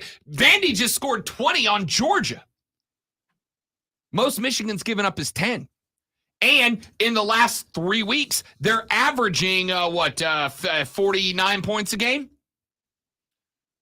The average score the last 3 games for Michigan is like 49-8. That's pretty good, right? Yes, weak schedule. I don't disagree. Weak schedule right now. But they're beating the hell out of everybody on it. It's one thing to go weak schedule and you're in a couple of ball games. That's not been the case. And I think in the not impressive schedule that Michigan has played so far versus the not impressive schedule with the exception of Notre Dame and Maryland that Ohio State's played so far, Michigan's just been more eye test approved. That being said, here's the good news. November 25th, we're going to find that out. November 25th, if they both make it there undefeated, we're going to find it out. And oh, by the way, would you keep an eye on the other team that's right there in that mix out of the Big Ten, Penn State, who I also have in a playoff spot. I've got 3 Big Ten teams in playoff positions right now, Michigan, Penn State, Ohio State. The good news is, unlike the ACC, where North Carolina and Florida State are not going to play each other in the regular season. If they see each other, it'll be in the ACC postseason. The Big Ten's going to figure itself out because Penn State plays Michigan, Penn State plays Ohio State plays Michigan. They're going to figure that thing out 3 ways. Now, it might be that all 3 take a loss, and then we got some real interesting conversations, but it hadn't been that way lately. So let's let it play out. Let's see here. Texter says, Asterix Michigan is a paper tiger. So, see, here's what I got a problem with your text. Great text. It says, Asterix Michigan is a paper tiger. So you beat Mr. Rogers' neighborhood teams by 50. They are like SoCal and Mirage. I appreciate the asterisk Michigan there, Texter, but you left the M in Mr. Rogers. You left the M in teams. You left the M in Mirage. You need to hit all of them with the star. You need censorship across the text. That's a rivalry. They're probably doing that on the phone, and it's very difficult to do that many times. Hopefully you're not driving while you're doing that. Don't do that. But yes, still. Please don't do that. He says they're like a mirage. I don't know. Here's the thing. USC's offense is not a mirage, right? USC's offense is not a mirage. Here's the thing. You can play a bunch of easy teams, and it can build your confidence to the point where maybe you think you're better than what you are. And then you face that first really good team and you fold. We're going to find out when they play Penn State. USC's offense is not a mirage, but it didn't look great against Notre Dame this weekend. They didn't. Now, keep in mind, Notre Dame is a 2-loss football team. They're not going to the playoff, right? They're not going to the playoff. I was a little disappointed in that. Caleb Williams had 23 of 37, $199, 1 touchdown, 3 picks. To me, that's the anomaly, right? Like, maybe I'm making an excuse here. Michael Penix Jr. won the Heisman Trophy this weekend. As far as I'm concerned, that race is done. In fact, I'm going to go check the odds. I think the odds. I think that race is over. I think Penix locked it up. I think Caleb Williams gave away his chance to be a two-time winner of the Heisman Trophy. It's never going to happen. You're not going to get a 2-time winner ever again. I mean, I think if he came out of this year with Michael Penix numbers, then yes, I think he would have gone back to back. But I think it is. I think it's a little bit like Ric Flair's record. They don't want to give it to somebody else. It will always be Archie Griffith. No, I don't think that's the case at all. I think that's a valid way to feel if you're a Buckeye. I don't think anybody else cares about that.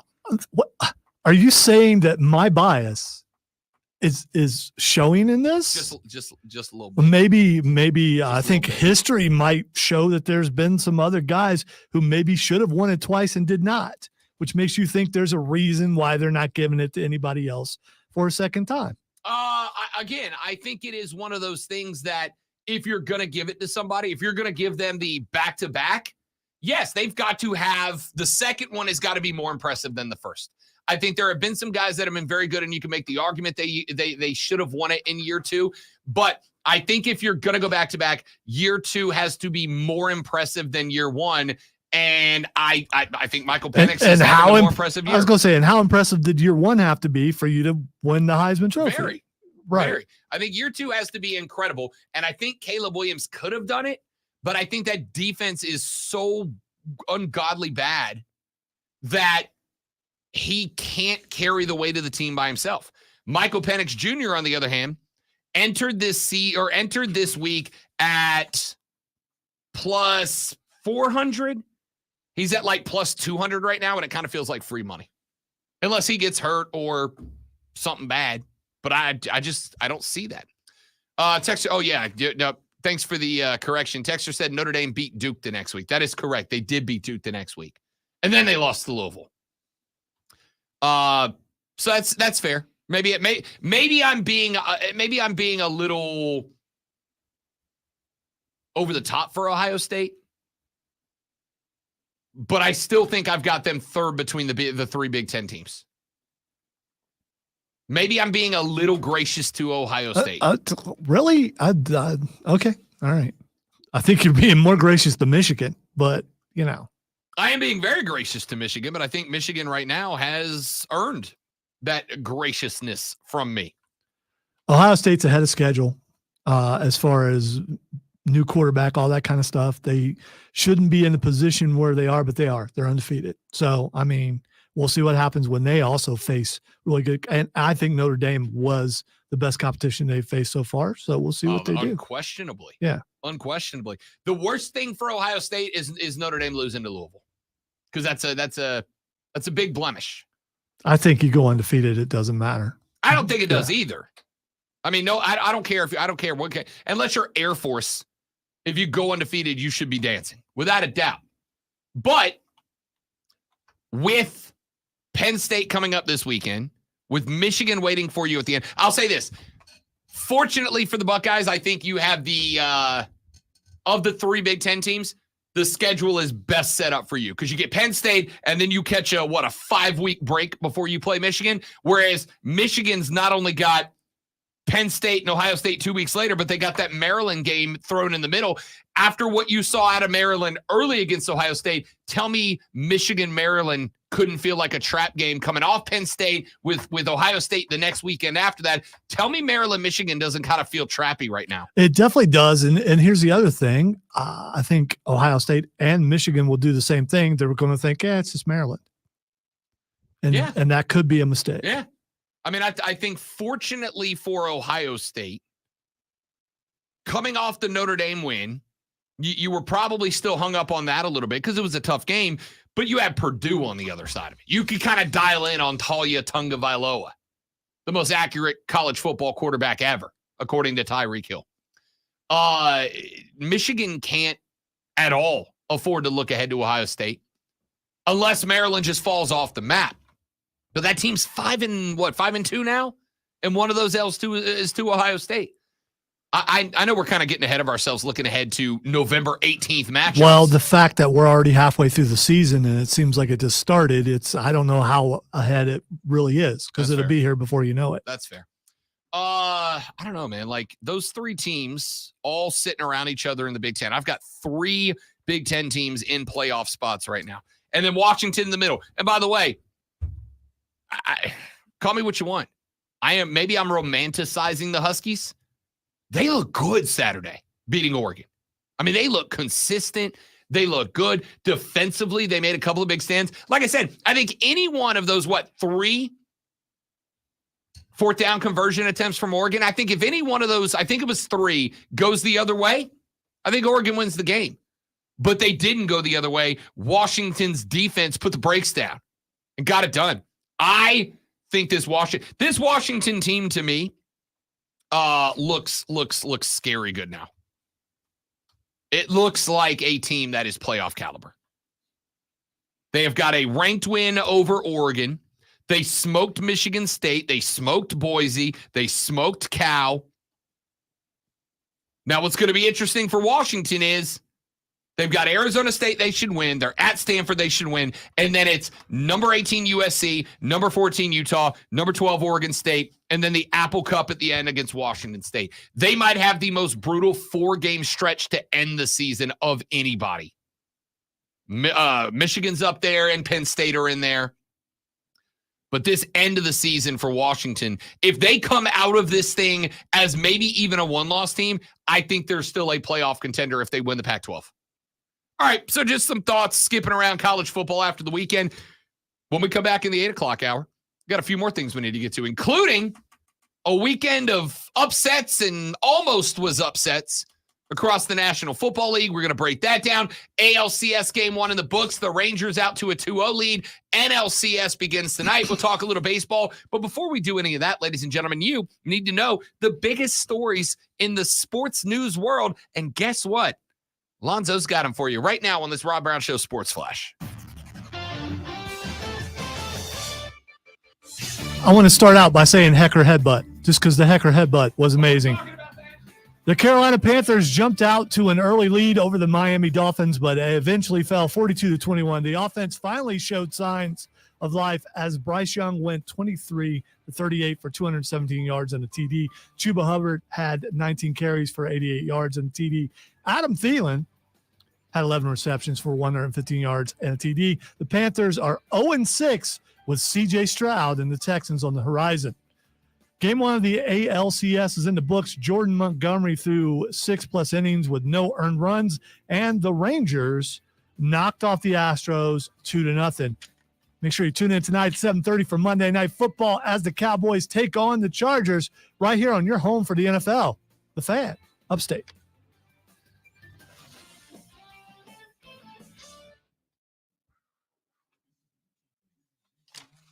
Cowboys are playing the Chargers tonight. What? Cowboys are playing the Chargers tonight. Yes. Okay.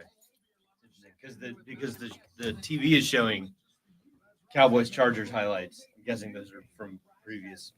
Yes. Yeah. Don't scare me like I wrote down. No, I thought it was interesting because I was looking at the screen and going, "What is LAX or LAC?" And it took me a second. I was like, "Oh, Los Angeles Chargers." I'm pretty sure the LAC is the. The next break is. I understand. Yeah. Oh, let me do something real quick. Sorry. I already did that. Click yes. Okay. It was already up. Now it's going to be up twice, I think. It's okay. We'll figure it Hold out. on. I just need to do this real fast.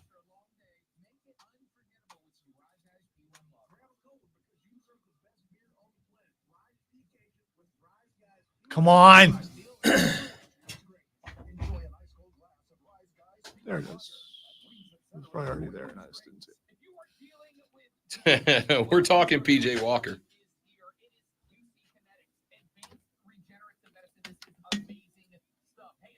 Oh, you already did it. I said I already did. That's what Okay. Yes. I even told you in the email. I already. Then go to the thing.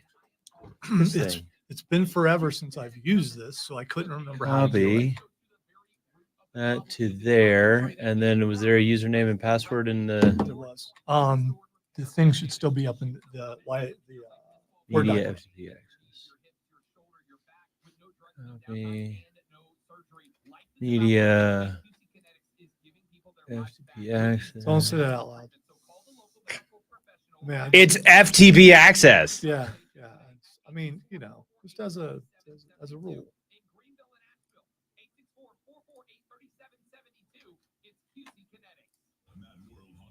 Sure. Save passwords. Does not support FTP if you continue password and files we sent in. Oh no. Sure, let's do that because I mean we're just doing. Okay. All Yeah. that anyway. Yeah. Just. Yeah. Is this what you need? WRFXPU. No wait. I need the Panther update, but I don't. So this is the remote site. There's FBPU. Yeah, that's probably it. Okay. It's I mean, good. you could It's got download to- all of them. it's got- no, it's and got- NPU. Go with the that one. Here. Let's just Well, let's just try that. why not get them both? Okay, do that. Get them both. And we'll just get all three of these and just check them out. Here, let's put them in. Put them on desktop. I'll just delete them. I mean, I just gotta. Put them in your downloads folder. Okay, fine. Let's see. Queued files. And then do the thing. Yeah, 'cause Do I it. gotta, That's why I partner with Beacon. The team at Beacon makes sure my materials are delivered accurately and on time. And the Beacon Pro Plus Do app it. makes ordering the brands I depend on. Download. Certainty Landmark Pro easier There you go. than ever. I So now in your downloads should have. Yeah, I just saw it. Okay. Oh, well, I don't know where it went, but I did see I it. clicked these files. Okay. All right. All right. Oh, and let me. You may. Interviews with star athletes and coaches. Plus, I'll be broadcasting live from your local Ingles market all season. The Saturday morning scramble only on the Fan Upstate 97.7 FM Greenville, 97.1 FM Spartanburg, and on your phone on the Odyssey app. Powered by Founders Federal Credit Union. Hey, grab these from here, and then you may go back to doing things.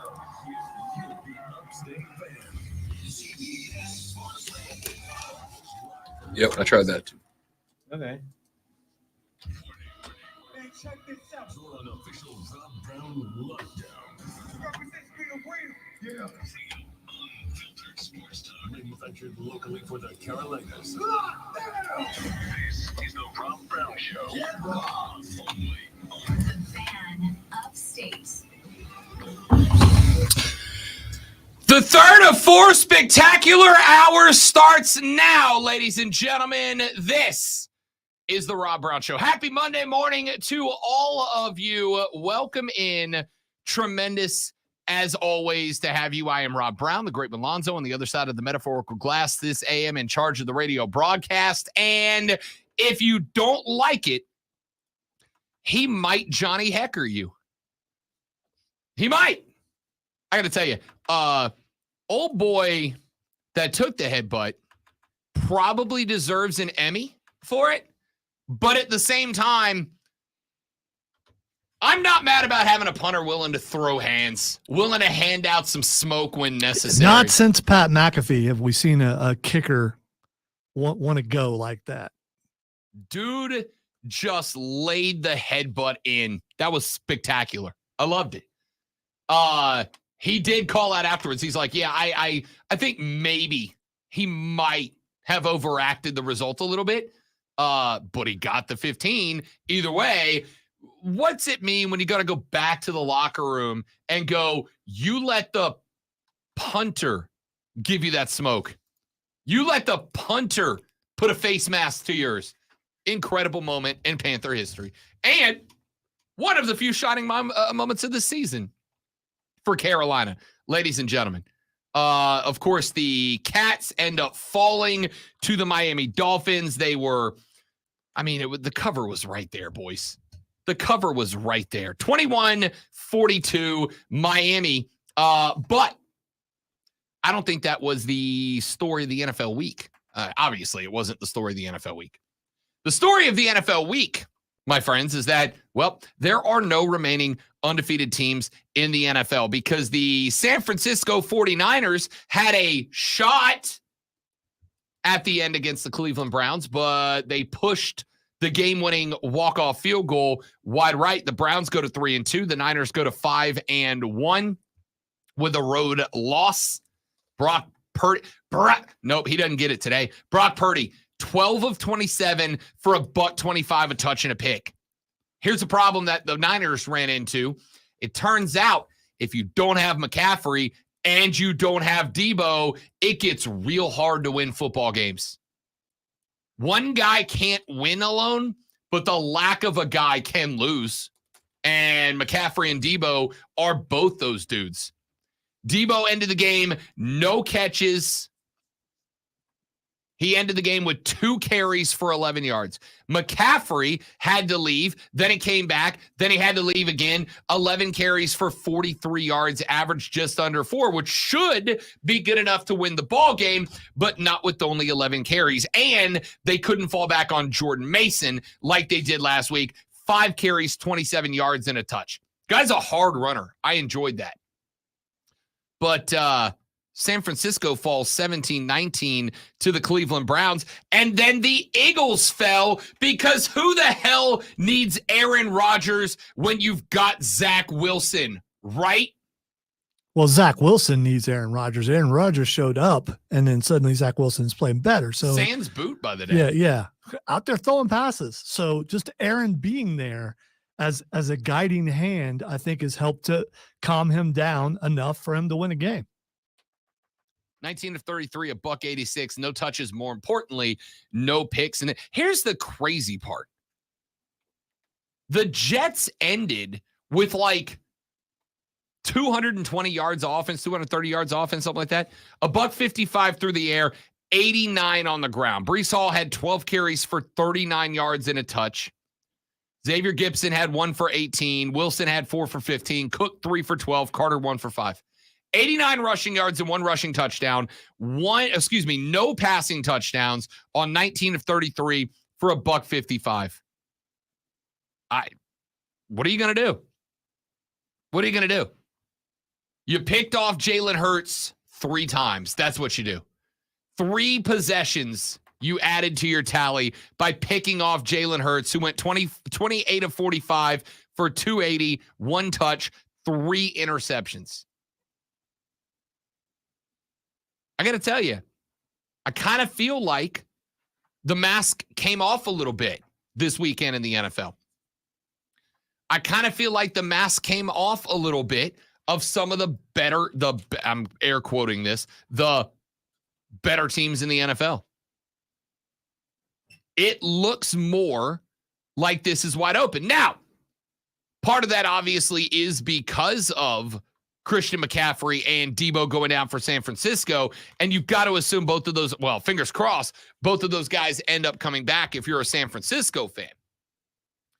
Because if both those guys come back, I think San Francisco gets right back to winning ways, right? McCaffrey is a guaranteed touchdown a game. Debo is such a threat, even when he doesn't have the football, that he opens it up for everybody else. These teams are like real good, like real good when Debo and McCaffrey's there. But without those 2 guys, San Francisco looked pedestrian. And by the way, Brock Purdy takes his first loss, and it comes to, just like we all expected, P.J. Walker. Yep, that's the one that used to be here. 18 of 34, $192, no touchdowns, 2 picks, and won the football game. But I gotta look down the standings and go, all right, McCaffrey, the off-injured Christian McCaffrey. If Christian McCaffrey is going to miss any length of time for the 49ers, I think they become a good team, but not a great team. If McCaffrey and Debo are both out, they're at the best a good team. The Eagles are 5-1 in their division, but the Eagles haven't really, like, at what point have the Eagles blown you away this year? They beat the Patriots by 5.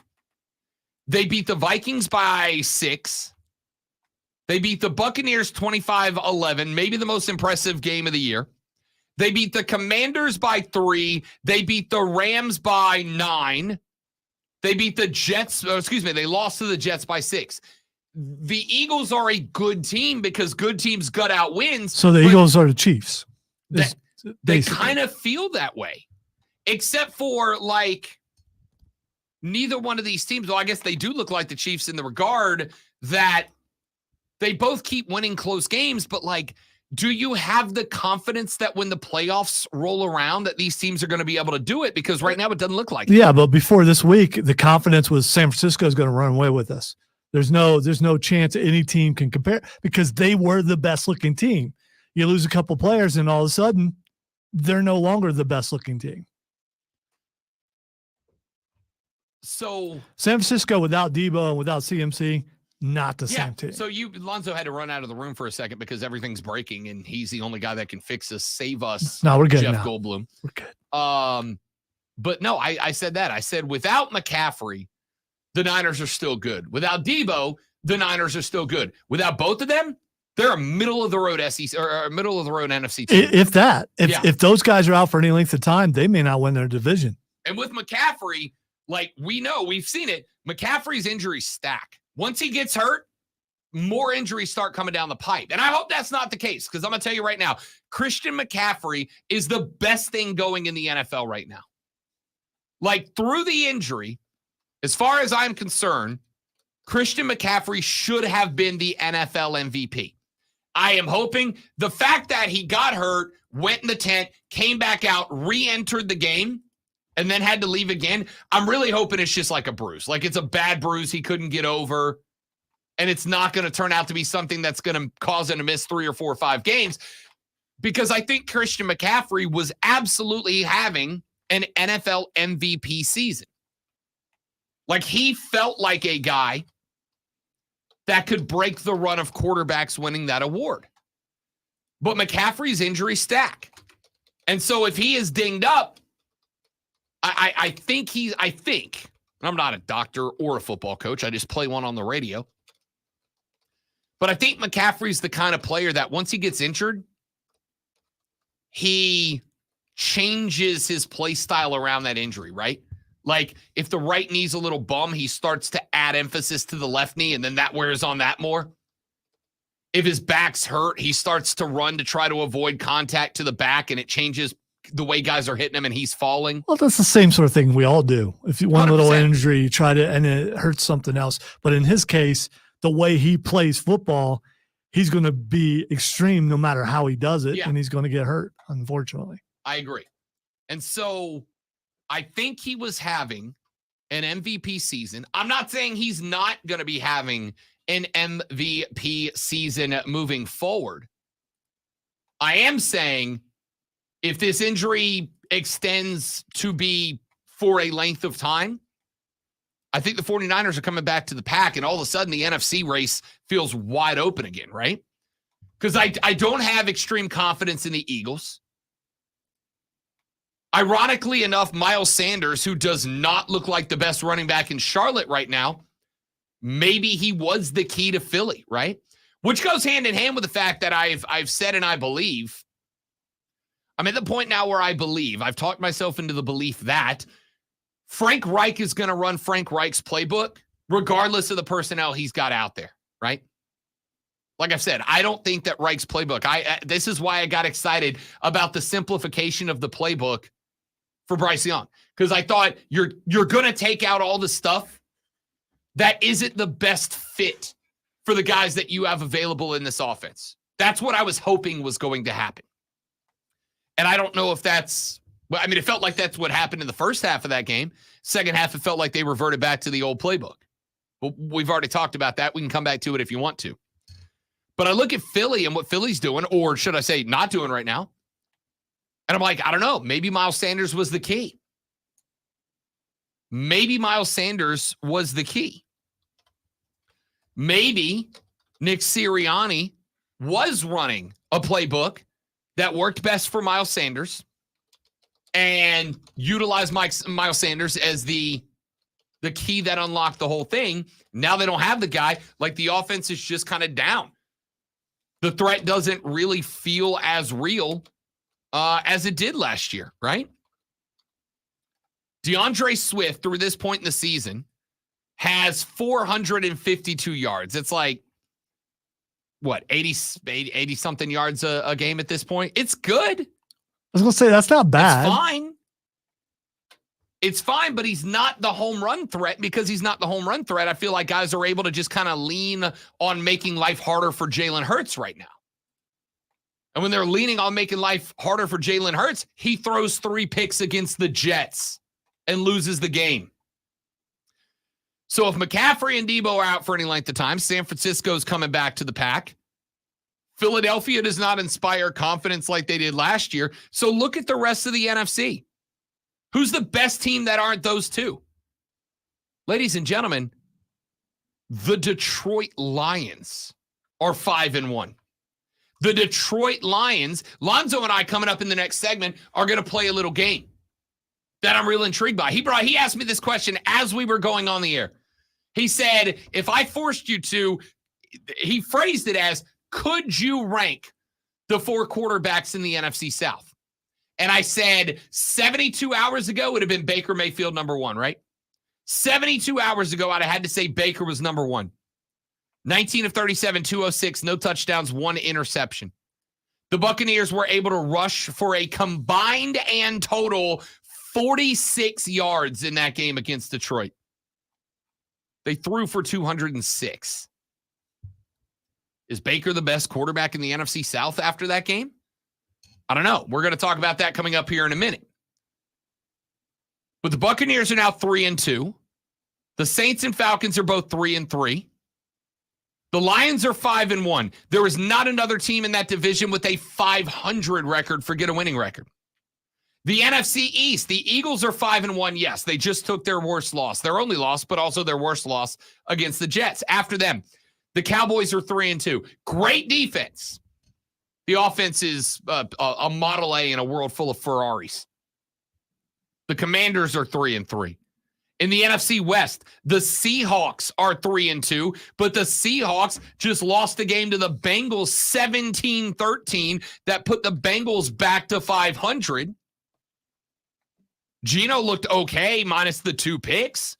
But, like, is anybody afraid of Seattle?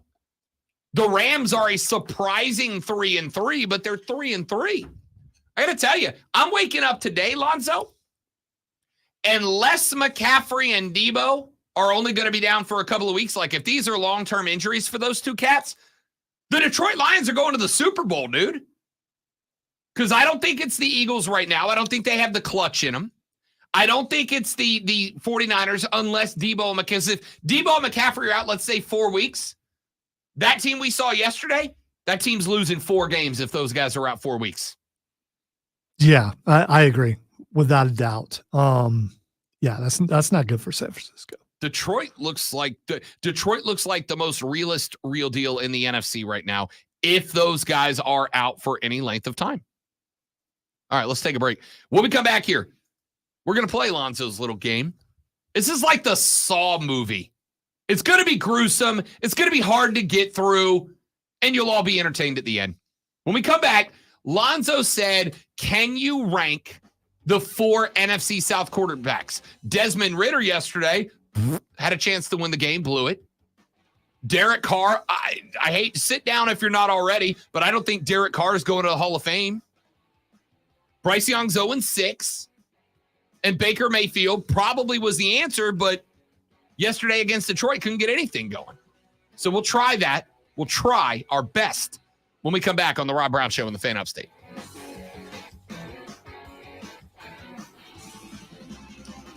All right, Zach, we're going to come to that here in just a minute since we're talking NFC South quarterbacks.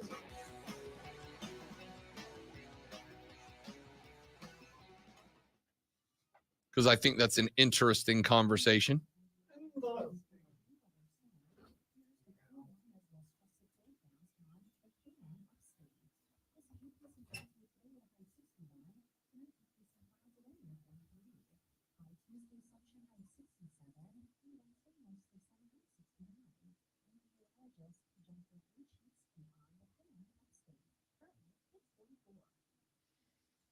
All right, guys, step away for 45 seconds. I'll be right back. Don't go anywhere. Quick away.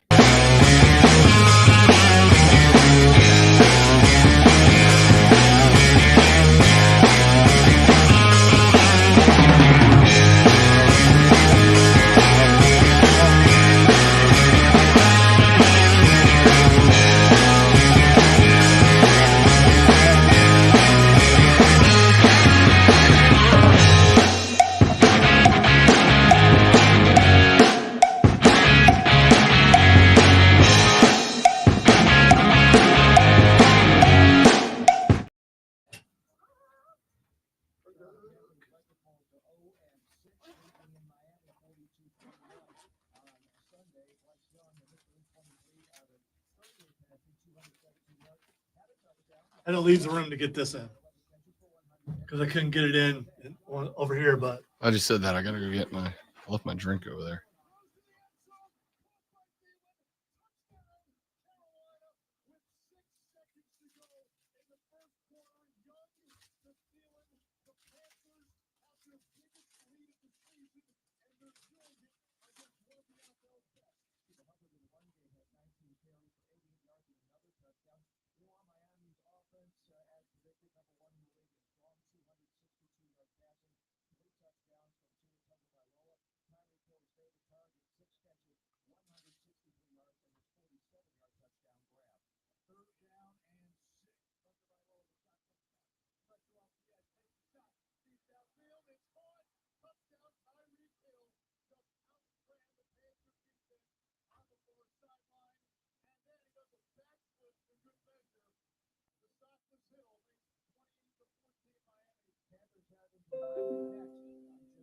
Cool.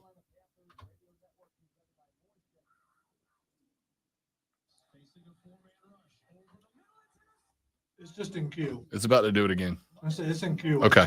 It's not on the air. If it was, you would see me mad dash.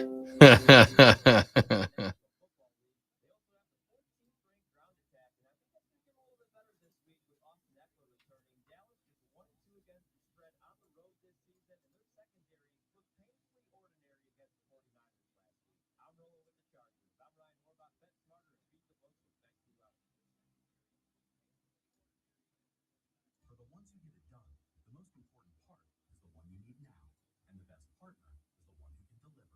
That's why millions of maintenance and repair pros trust Grainger, because we have professional grade supplies for every industry, even hard to find products, and we have same-day pickup and next-day delivery on most orders. But most importantly, we have an unwavering commitment to help keep you up and running. Call quickgrainger.com or just stop by. Grainger, for the ones who get it done. The Gables at Pelham is a continuing care retirement community. Assisted living, memory care, rehabilitation, and skilled nursing all under one roof. An MD will visit twice a week, and physical therapy, speech therapy, and occupational therapy are on site. And for socialization, our director of activities has a master's degree in social work and has been at the Gables for many years. We have a full calendar of activities for all of our residents. In addition, our director of memory care has been there for many years as well. To stop by for a visit, give us a call at 864-286-6600. It's the last blast of summer sale for the Upstate Golf Cart. For a limited time, grab yours for just $40 and get access to 9 premier courses in the Upstate. Tee it up at Carolina Springs, the Preserve at Verde, the Club at Brookstone, the Rock, Greer Golf, Rinso Triad, Rolling Green, Pebble Creek, and more. Grab your foursome and hit the course with the Upstate Golf Cart. Order yours today at upstategolfcart.com. $40 for a limited time only. Get yours now while supplies last. UpstateGolfCart.com. That's UpstateGolfCart.com. Texting rights, policy, terms and conditions, policy, text 590 US. Texting call for recurring letter, pay text marketing message, this pay rates, wait, letter, stop. Blackouts, regret, shame, trying and failing to drink less or quit. Hi, I'm Jonathan, founder of Or Health. I know how scary drinking too much can be because I struggled with alcohol misuse for most of my adult life. But I also know that it is possible to drink less or quit. And medication can help. Naltrexone That's annoying. is an effective medication that makes it easier to cut back or quit drinking. Yeah, I took it out too. Rely on willpower alone. I started Or Health to make access to naltrexone. Since you're probably not going to stop doing it, whatever it I think I got like one more. If you're ready to stop drinking or just drink less, text BACK to 323232 to get a secure. Oh, man. Are you guys ready to play the most boring game show on earth? Rank the QBs? It's not boring because ranking QBs. That's fun. It's boring because of who we're ranking.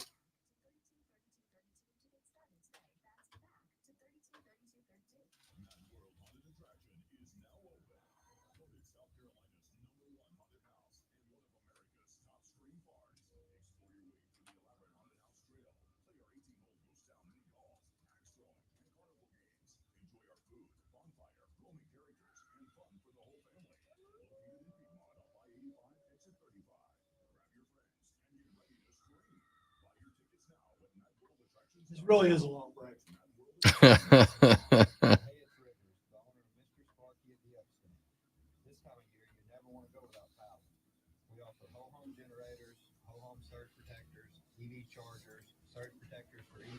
It still has a minute and a half. Really? Golly. I mean, it's giving me the opportunity to eat, so I'm not complaining too much, but still. I got time to grab my beverage. Hey, Sparky. What's up, everybody? I'm Dave Parkins, based out of Chicago. This is my buddy Andrew Filiponi. He's based out of Pittsburgh. You really got to check out our podcast, First and Pod. Twice a week, we're going to break down the NFL after Thursday night football and Sunday night football. Every team, it's every game. All for every team. We get a complete picture. And we get into it. We don't kiss each other's fannies on this show. New episodes of No fanny kissing here. every Monday and Friday morning throughout the football season in the Odyssey app or wherever you get your podcasts. Today turning cloudy and breezy with a low of 60. Weather brought to you by AutoZone. Free battery testing, free battery charging, and replacement batteries that fit your needs. That's what makes AutoZone America's #1 battery destination. Get in the zone. AutoZone. Sponsored by Corley Plumbing, Air and Electric. At Corley Plumbing, Air, and Electric, we provide on. Call 461-AIR and discuss today, or skip the line and book online. Now, can I remember how to do all the stuff that Chris just did next Monday when this does it again? I think I can, but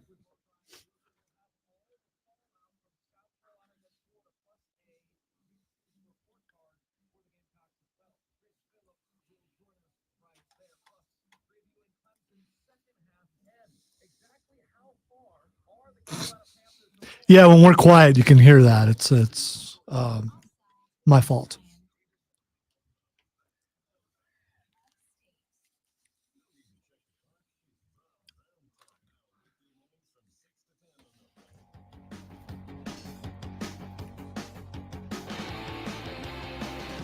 So Lonzo asked right before we started the show today, not for me to, but is it possible to rank the NFC South quarterbacks 1, 2, 3, 4?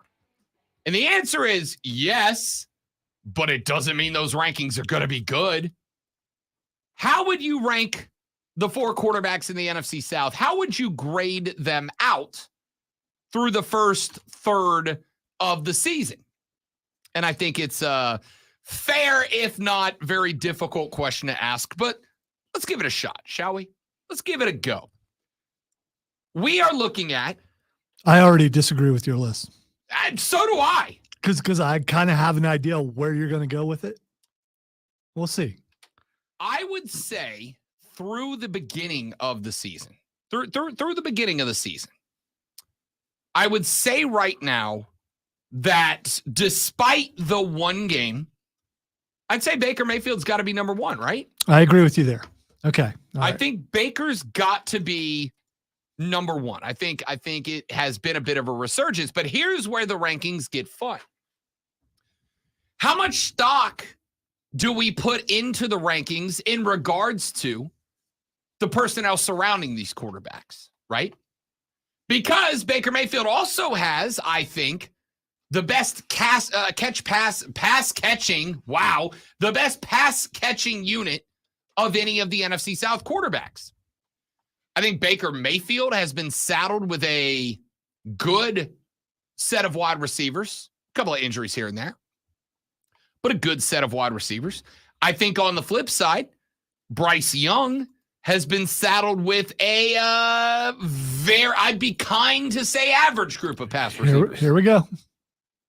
I would say that Desmond Ridder has got a uniquely talented set of wide receivers. Drake London has been very good. Kyle Pitts had a touchdown pass yesterday that there's like 3 guys in the league that could have made. Hey, throw it up at the goalpost and Kyle Pitts can go get it, right? It's like a young Jimmy Graham over there. So my question would be, how much stock do you put into the guys that are surrounding them? I would look at Derek Carr, and I'd say kind of middle of the road. Mike Thomas hasn't really been the guy that he was at the very beginning of his career. We can chalk it up to injuries or lack of effort, whatever you want to, but he just hasn't been. Chris Olave's really been the best target. Juwan Johnson's been out for a couple of games. Alvin Kamara is one of the better pass-catching running backs in the league. But he doesn't really have a star wide receiver when he's one. not, beating people up. Yeah. I mean, who among us, You. Who among us has it? Yes, that is correct. Me. You said it many times. I'm not going to put myself in that category, though. Probably for the best. I've heard your stories. So if we had to rank them right now, what order are we putting the NFC South quarterbacks in, right? Baker and Bryce have played 5. Derek Carr and Desmond Ridder have played 6. I'm going to go ahead and tell you out of the gate, I'm putting Desmond Ridder at the bottom. Desmond Ridder is at least you're consistent. I mean, I got to give you that. Come on, dude. Come on. Desmond Ridder's played 6 games. He is 130 for 203. He is throwing at a 64% completion percentage. He has thrown for 1,380 yards, 6 touchdowns, and 6 interceptions at this rate. Bryce Young, who I think it's fair to say I would put at number 3 right now. It's not fair to say, but I mean, this is how you're doing it. You're gonna get to tell me yours and why I'm wrong. Bryce Young, Thank you. has played in one fewer game. He has, compared to Desmond Ritter's 64% completion percentage, a 63.2% completion percentage. He has thrown for 967 yards, so about 400 fewer yards than Desmond Ridder, but in one less game. So those numbers aren't wildly skewed. He has also thrown 6 touchdowns, but he has thrown 2 fewer interceptions with only 4 on the season. He has a 78.7 overall QBR. Desmond Ritter's is 81, so they're right there neck and neck with each other. There is no numbers that dramatically separate Bryce Young and Desmond Ridder, but there is one major difference. If I asked you right now today to look down the 2 personnel, look down the rosters, Atlanta's O-line or Carolina's O-line, who are you picking? They're both pretty bad. So I think it's a coin flip. No, it's not. I'm picking Atlanta's. If I'm asking you to play quarterback and you get Okay. All right. So the only reason why you're picking Ridder last and Bryce next to last is because he's got a better offensive line and okay. All right. And better wide receiver unit. Okay. If I ask you right now for Carolina's wide receiver core or Atlanta's wide receiver core, tight ends included, who are you picking? I'm picking Atlanta's. And it's not that's a stat. That's a promise. That's not speculation. Atlanta's got better assets on the Tommy outside. Tremble looked pretty good, you know. Tommy Tremble had one great hurdle. He did. Outside of that, you taking Tommy Tremble over Kyle Pitts? Hell no. Hell no. I You absolutely. taking Hayden Hurst over Kyle Pitts? Yeah, Hell no. Yeah, I am. No. Yeah, no. You ask if I am, and I am because I have bias, and I've said it many times. So I'm going to pick anybody over someone who played for Florida. I'm just going to do that. Okay. Well, I'm not going to do that. And I don't think the talent is far and away better than the other 2 guys. I think Trimble is really good, and I think Hayden Hurst has been excellent everywhere he's been. I'm taking Kyle Pitts over both of them. I'll take Kyle Pitts over both of them combined. Okay? So I would look at Desmond Ridder and Bryce Young, and I would go Bryce 3, Ridder 4, and I would do that for this reason. Statistically, they're pretty much even. They're pretty much even. Completion percentage is 0.8 different from each other. They have the same number of touchdowns. Bryce Young has fewer interceptions than Desmond Ridder. And on top of that, would you not argue Ritter's interceptions always seem to come at the worst possible times? They could have, should have, would have won that game against Washington. Is there ever a good time to throw an interception? No, but there are really, really, really bad times. Oh, there are. I agree with that, but there's never a good time to throw an interception. And Desmond keeps finding the really, really, really bad times to get picked. What year of a quarterback is he? It's 2, right? More than Bryce Young. Yeah, it's 2. It's the second year, I believe. So I would make the argument that as of right now, if you asked me to rank them, I would go with Bryce Young 3, Desmond Ridder 4, and that makes me put Baker 1, Derek Carr 2. So let's look at Carr and Baker Mayfield just for funsies. Derek Carr's played in 6 games. Baker's played in 5 through this season so far. Carr is 130 for 200, a 65% completion percentage. Mayfield is 106 for 162, a 65.4% completion percentage. Derek Carr has thrown 5 TDs and 3 picks. Baker 7 TDs and 3 picks, which means that Derek Carr is throwing at a touchdown percentage of 2.5%. Baker 4.3. Derek Carr has been sacked 17 times for 114 yards. Baker's been sacked 5 times for 25 yards. That's pretty impressive. And as far as their fantasy points, if you care about that, Carr 64.7, Baker Mayfield 74.2. Baker Mayfield is metrically and statistically empirically above Derek Carr. But I would also ask the question here, same as I did with Ridder and Bryce, how much stock, how much weight do you put on the talent that's around Baker Mayfield versus the talent that's around Derek Carr? I would say in this case, a lot. Godwin and Evans are 2 of the best wide receivers in the league, and he's got both of them playing for him right now. So I would say, for me, the expectations for Ritter and Mayfield should be higher than dramatically higher than the expectations for Bryce Young, and slightly higher than the expectations for Derek Carr. I would also say we got to weight offensive coordinators and head coaches in here. I think that, I'll tell you as a Saints fan, I will fist fight Pete Carmichael right now. Somebody buy me a ticket to NOLA. I will challenge Pete Carmichael to a Logan Paul caliber boxing match. Come on. Did you see what happened? You can do better than that. Did you see what happened? Yeah, you can do better than that. Pathetic. You can do better than that. But he's going good for boxing. Yeah, but he's going after Rey Mysterio, so can't wait to see that match. Dude, yeah, for sure. Would you rather see a Rey Mysterio Logan Paul match or that Logan fight? Paul disappear from the planet. No, you've already acknowledged he's a good wrestler. I didn't say he was a good wrestler. I said he's still like. Did you see what happened in that boxing match this week? I saw the highlights, lowlights, Boxing whatever.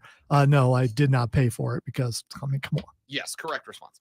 So, if we're weighting head coaches into this, if I ask you the best head coach in the NFC South right now, this is one I can't rank. Is it Todd Bowles? Wow, that's no. That's. I mean, your list is wrong, by the way, quarterbacks. But give me your order. But this, just the bottom, switch them.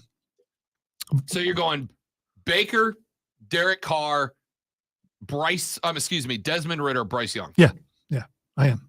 Can't do it. Yeah, I can absolutely do it. And I think you're overthinking it, which is fine. I mean, that's part. I mean, we're on the radio. We should be, but you're overthinking it. You're putting way too much. Well, it seems like certain factors work in to make sure, because you can't pick them last, because that goes against a lot of things. And listen, I think you devolve it down to what do my eyes say and nothing else. And I think that's too simple of a way to do it. Well, that would be me. It's the Mongo method. We talked about that earlier. I think record has something to do with it. I think the eye test yesterday, some of the stuff I saw was like, yeah, cool. If he could do this for an entire game, they'd probably still lose, but at least they would look better doing it. But as far as coaches goes, dude, I guess I got to go with Falcons as the best coach. Arthur Smith, I think, is probably a fine pick there. Yeah, I mean, which, by the way, is one more reason Desmond Ritter's at the bottom of the list for me. But as far as that goes, I mean, I don't think I've ever heard you say a bad thing about Arthur Smith. All the other guys, it's in question. I mean, I got to go with him number one, and then the rest, I mean, just draw them out of a hat. Todd Bowles is not good. Dennis Allen and Pete Carmichael as a unit are. I'm at the point now. Do you understand how far it's got to be for me to get to a point where I go, I hope we lose out so we have justification for firing these clowns? Like, I hope we don't win another game. I mean that. That's not even like Rob the facetious guy. I genuinely hope the Saints don't win another game, because what I don't want he is does kind of want do, that number one draft pick. You know, I mean, come on. Forget the number one draft pick. Okay, you know what I don't want? I don't want to do well enough that Gail Benson comes out and goes, well, you know, we were very close to being competitive, so we're going to give Dennis Allen one more year. You know what Dennis Allen's? Let's see. Let me pull it up so I don't mislabel it. Dennis Allen record as a head coach is currently let's see, 21-49. Wow, you usually get fired for something like that in most places. Yeah, that's not even close to being good. Dude, that's not even a 25% win rate, I don't think. Or is this like, what is it, right at 25%? 21-49. So are they like, well, who else we're going to get? Is that the attitude they're having? I don't know. It's pathetic, man. It's pathetic. It's not even a 25% win rate. Lonzo, if you and I did 25% of our shows were good, we'd both be in the supermarket stocking shelves again. All right, because alphabetical order is about the most talent I've got outside of this building. So, woof. All right, so ranking the QBs, we both agree Baker is 1. We both agree Carr is 2. I think Bryce is 3, Desmond 4. Lonzo's got those 2 flipped. I think either way, those 2 are at the bottom of the list. By the way, the NFC South still sucks. Oh, it really does. Yeah, reports that the South was worth a damn have been greatly exaggerated. It's trash. Whole division's trash. Saints are trash. Bucks are trash. Falcons are double trash. Carolina is trash. Carolina's recycling. We're working on it. Texas said, don't look now, but the Panthers have scored more points than anyone in the NFC South, but we have more injuries than Greenville Memorial Hospital. I can't blame it fully on injuries, but yes, I don't disagree. Texas said, why is Luke Kuechly doing promos for the Fan? Because he's a legend, and so are we. That's why. You got a problem with Luke Kuechly? Because we can call him up. Yeah. We can call him up. We really should get him on the phone, to be honest with you. We should get Luke on the phone. We need to get him in here. Ladies and gentlemen, let us take a break. Let us come back and wrap up hour number 3 with a few more parting thoughts with the National Football League. And in hour 4, I'm going to prepare you all mentally now. I am going to talk about soccer for a minute, and you are all going to sit there and like it. I'm back after this on the Rob Brown Show with the Fan Upstate. I just did that for Lonzo. Yeah, because I think you should know by now that that's the exact opposite of how this audience is going to react to being told what to do.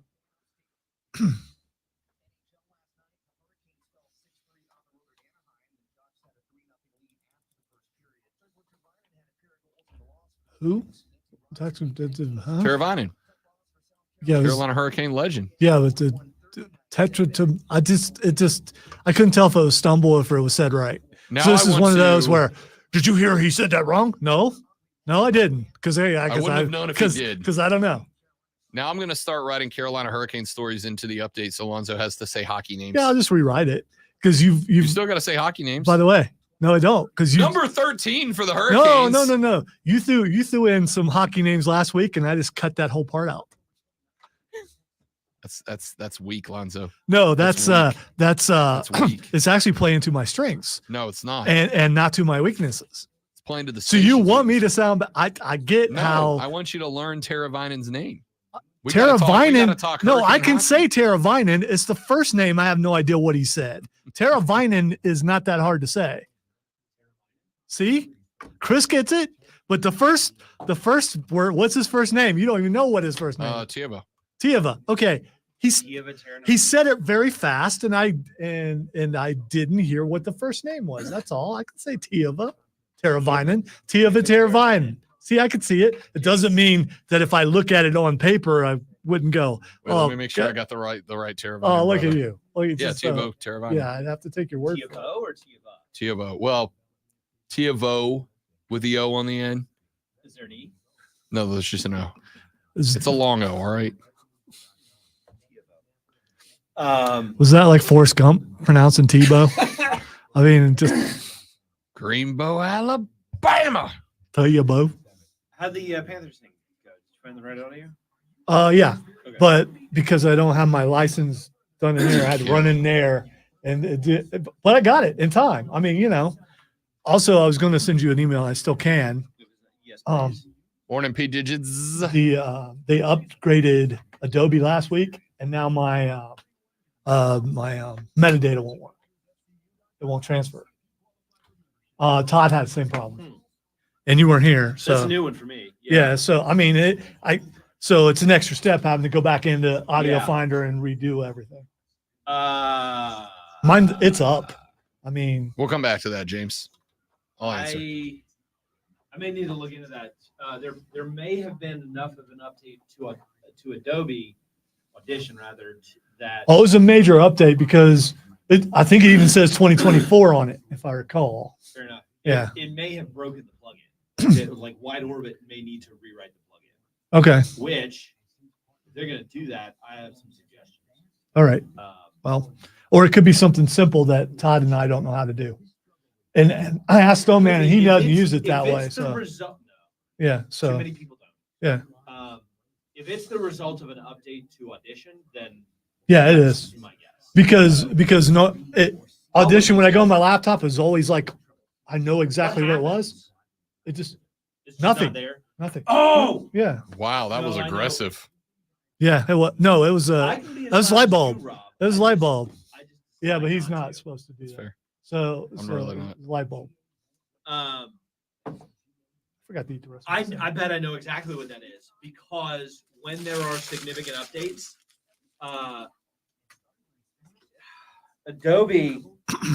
Adobe a while changed the plugins folder name from plug dash ins to just plug-ins with no dash.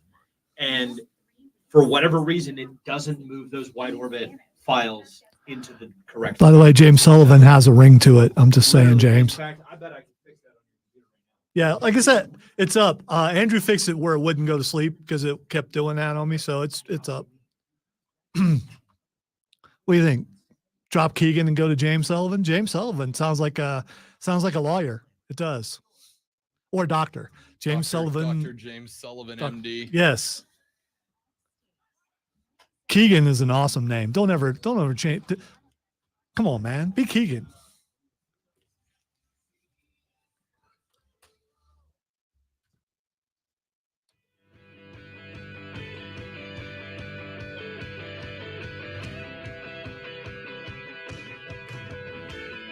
All right. So we got a message on our stream, which of course you can watch at facebook.com/thefanupstate, twitter.com/thefanupstate, on YouTube by searching and subscribing to The Fan Upstate, and on Twitch by finding The Rob Brown Show. We got a question on there just a minute ago from James, who said, do you think it was a mistake the Panthers trading up for Bryce Young and losing DJ Moore in 3 first? Listen, there's only one way to answer that question. If Bryce Young turns into a franchise quarterback, no. If Bryce Young does not turn into a franchise quarterback, yes. Duh. It's that simple. It really is that simple. It's one of those decisions that the only way to give a definite answer is to travel to the future and see what Bryce Young becomes, which as of right now, we don't have the technology to do. There is a way to do it, special relativity. The further you go or the faster you go, the closer you get to the speed of light, the faster your clock ticks. You can technically time travel forward. Yeah, there's also that thing that Rob has derided me, dogged me about, just looked down upon me, called the eye test. And right now, the eye test would say that CJ Stroud should have been the guy.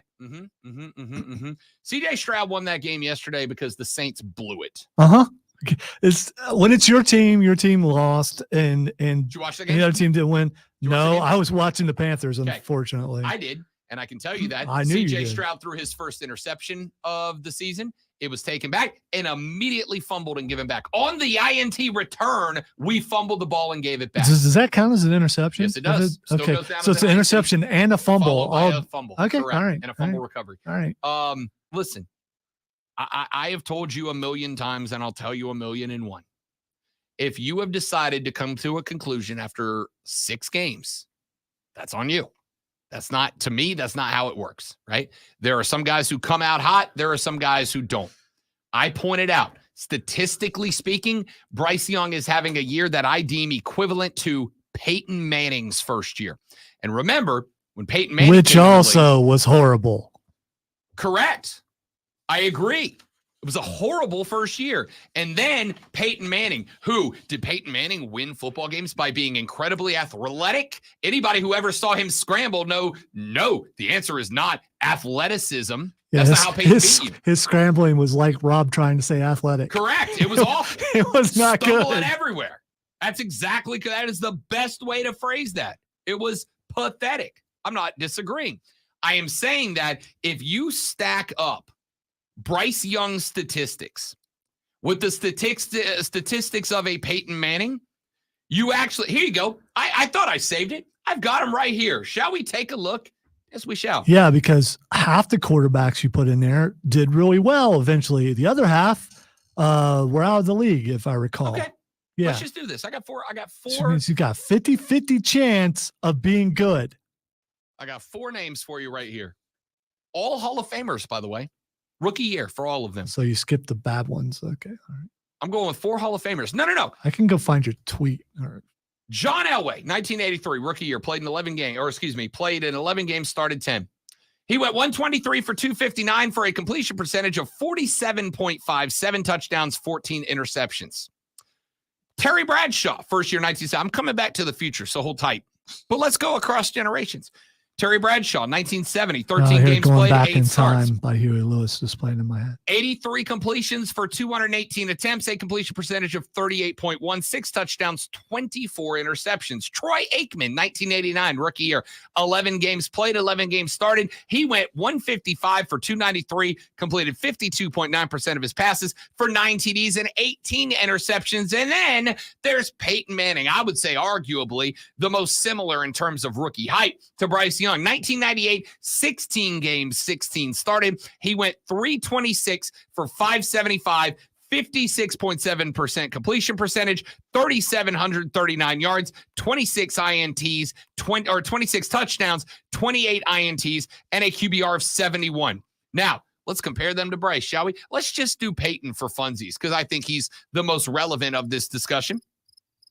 Bryce Young in 4 games, 92 of 144 for a 63.9% completion percentage. That is higher than Peyton's 56.7. 750 yards so far this season. 5 TDs to 4 interceptions. That's more touchdowns than INTs. This is from last week, right? So it's not updated with this week's numbers, but they're good enough. They're close enough. I'll do the math during the break.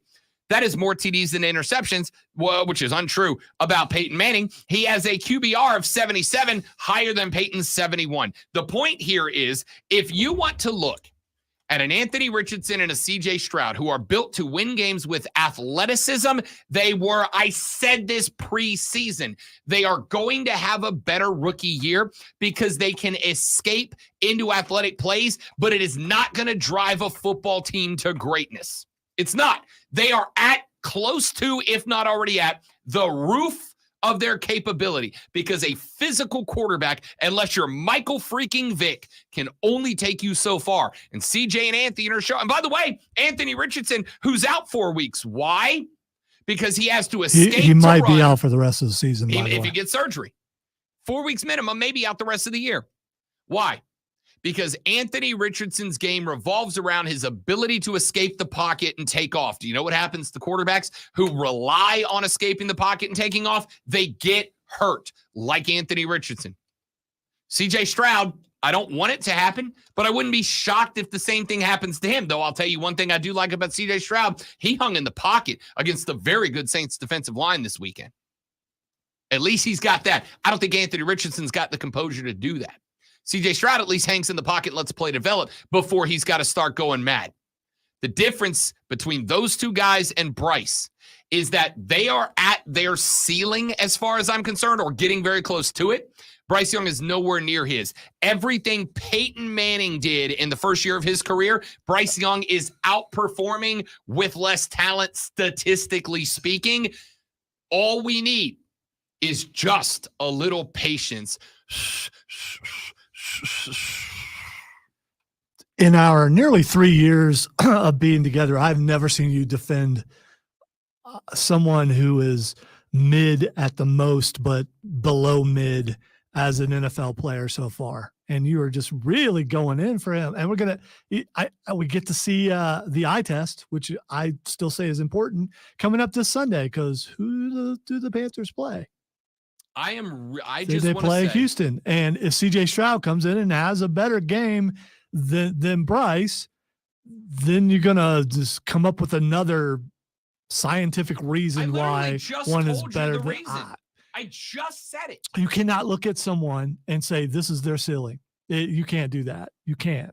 You can't look at 6 games and say, "Oh, they're mid." Right. This is a career. Well, mid guy. here's the thing. I can do that, but I don't think you can. I can't. Yeah, no, you can't. You just did. You can. It's your show. I'm looking at the thing. It says Rob Brown Show. You can say what you want, but really, what it comes down to is, I'm offended by you saying that CJ Stroud has hit a ceiling. First off, I said he's close to his ceiling. Yeah. Well, how close do you? I mean, is he an inch away from the ceiling? Is he 2 inches? We'll find out. Because I'm not casting a final judgment after 6 games. You are saying Bryce is mid. He can't do it. All right. 6 games. You're right. But I didn't say. Here's the thing. Here's the thing. Manning. I didn't look at Bryce and go, man, he can never get better. I didn't say that. But you are saying that about CJ Stroud by saying he's near his ceiling. You're saying the same thing about Anthony Richardson. They're near their ceiling, which means they can only get a little bit better, and then that's it. They're done. So it has to go both ways. Bryce could be a Hall of Famer. He absolutely could be. He has the potential and the possibility to do that. We just haven't seen it so far, and I don't know that we will.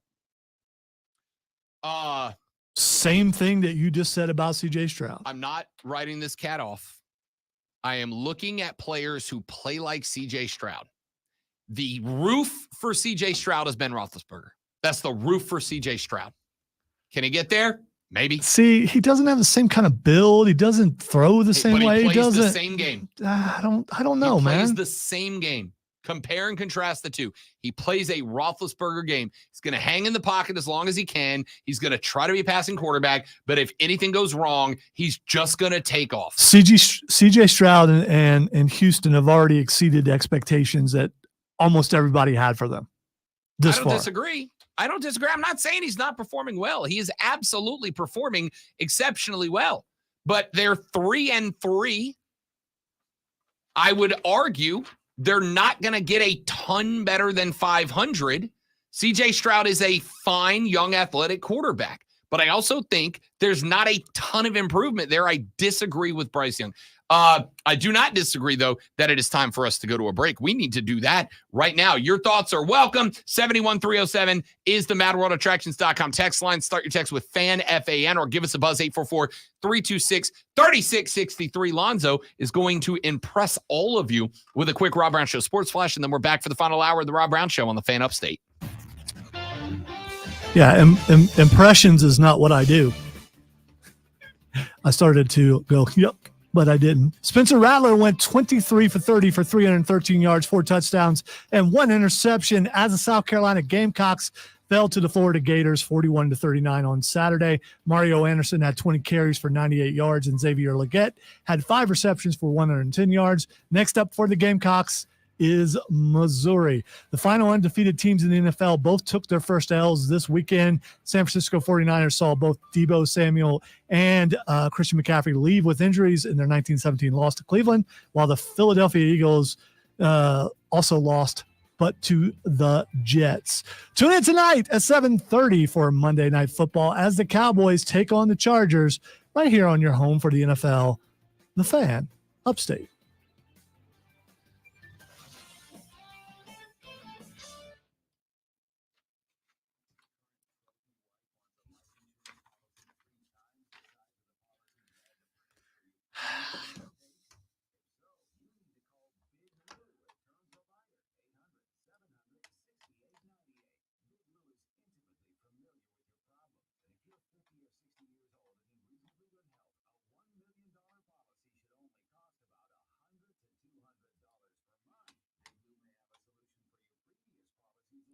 Don't get the defense. I mean, when you're not good, you're not good. He did have Bryce did look good for that entire first quarter. And I wish they would have won. Because I want to be wrong. I want to be wrong about Bryce Young. I want him to be like the best quarterback who ever lived. I mean, that's may turn out to be Patrick Mahomes. We'll see. But, I want Bryce Young to be up there. But right now he's not. And he may never be.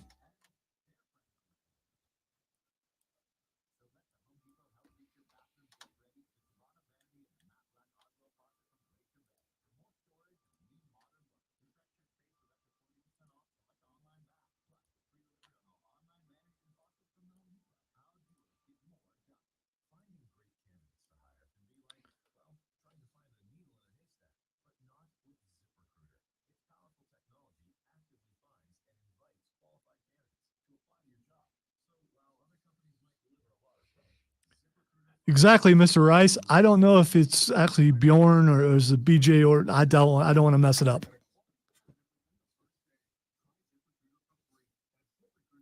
I think at least the majority of the people that I know, which may not be a whole lot, it may just be you guys, think they made a mistake when they didn't go with CJ Stroud. QC in the first break. QC in the next break. Thank you.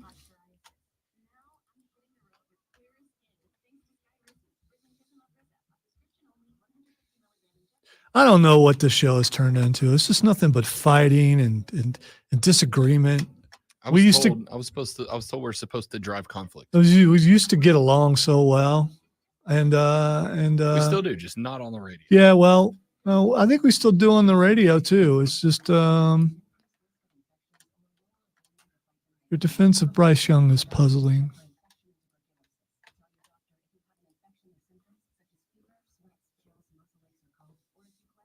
Because as I said when you were out of the room, I want him to do well.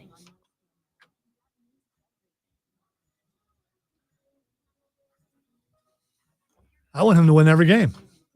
Me too. Not going to happen though.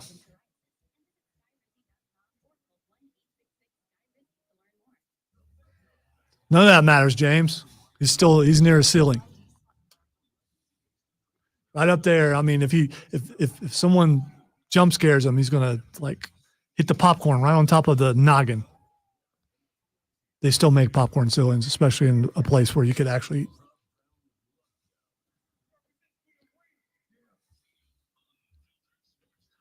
Although all the home flipping shows really don't like popcorn ceilings.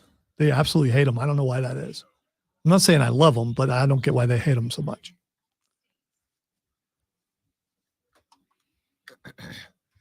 Ladies and gentlemen, we have arrived. The final hour of the Rob Brown Show goes now. This is the Fan Upstate. Welcome in, friends. Great to have you on a lovely upstate morning. Sky is blue. Good morning. Feels great outside. If you guys would like to be a part of the show, there are, just all kinds of ways for you to do just that. First and foremost, you may join us on the telephone line. We have been discussing this AM many things. We have talked so far about the Carolina Panthers and what they have and have not done so far. We have talked a lot of college football so far. We will continue to do just that.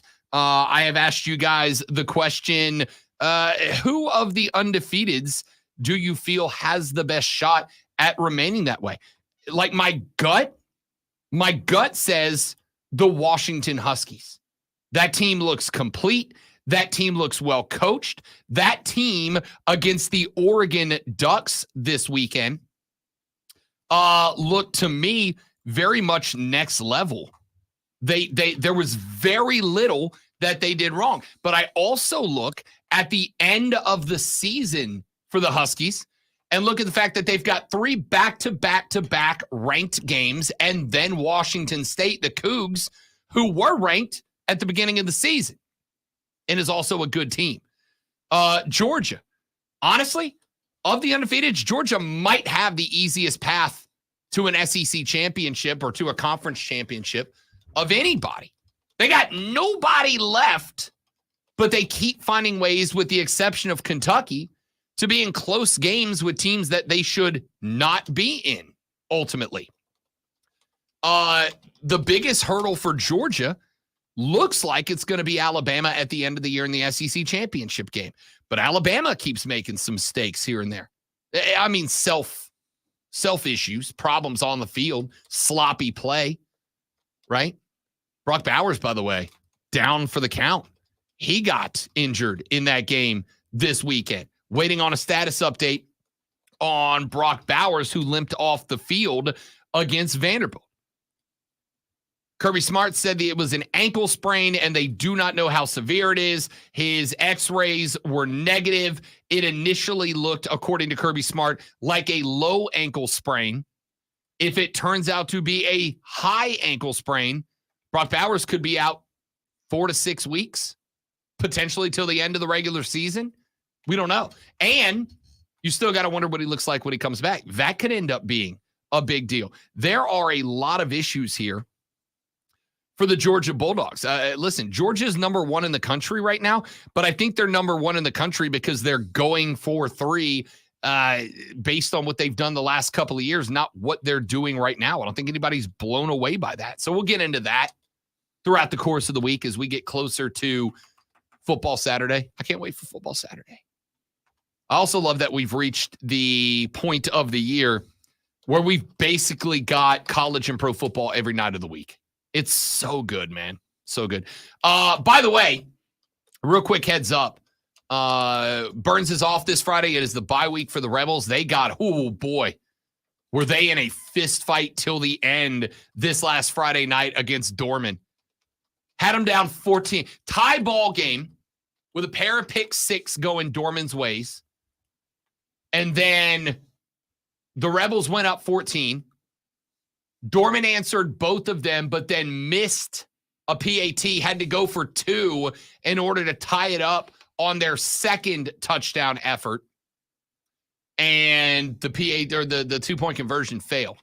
So Burns remains without blemish in the region. They're off this week. Then they go to Gaffney in what is shaping up to be a regional championship game. But we're off this Friday. I am also off of this show on Friday.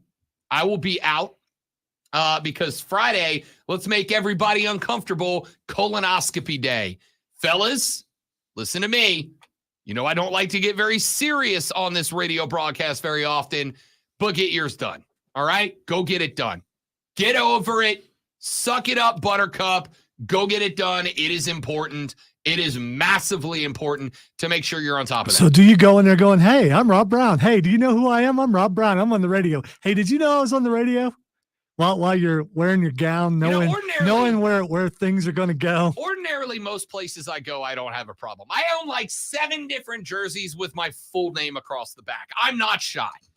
This might be the one where I'm like, call me Ron Mexico.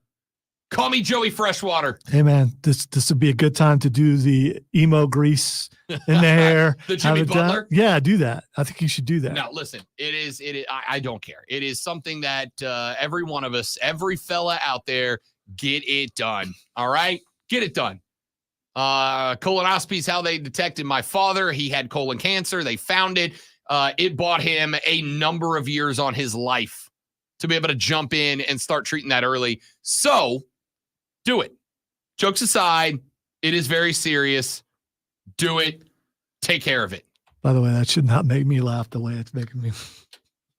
What? He's just saying, acknowledge me. Yeah, that's on what the stream is Keegan. That's what he's doing. All right, a couple more things I wanted to get into. And I'm going to do this here. All right? Because watching that game on Saturday felt like a colonoscopy. Why the hell did we bring Greg Berhalter back? Why did we bring that guy back? Team USA. This would be soccer. Strap in. You got 6 minutes of it. You'll live. Team USA Soccer played Germany on Saturday. It was an afternoon game. Most of you didn't watch because it was on during college football. And frankly, I understand. It was a friendly. Team USA Soccer went up. By the way, friendly means it doesn't count. It's called an exhibition, and it's fine. It doesn't count. Sure. Team USA Soccer went up against Germany in an exhibition as we prepare for the World Cup in 2026, a World Cup that is going to be hosted by the United States of America, by South Carolina, by Mexico, but by North Carolina, the big game in Charlotte, by Mexico, and by America's hat, Canada. It is a World Cup that we had John Harkes on Friday, head coach of your Greenville Triumph and former U.S. men's national team legend. And I asked him about it. And he said, the World Cup's enormous this year. I said, Coach, I think this is the most pressure that has been on the United States men's soccer team since the last time we hosted the World Cup that you were involved with. And he said, I would agree with that. And there's a reason for that.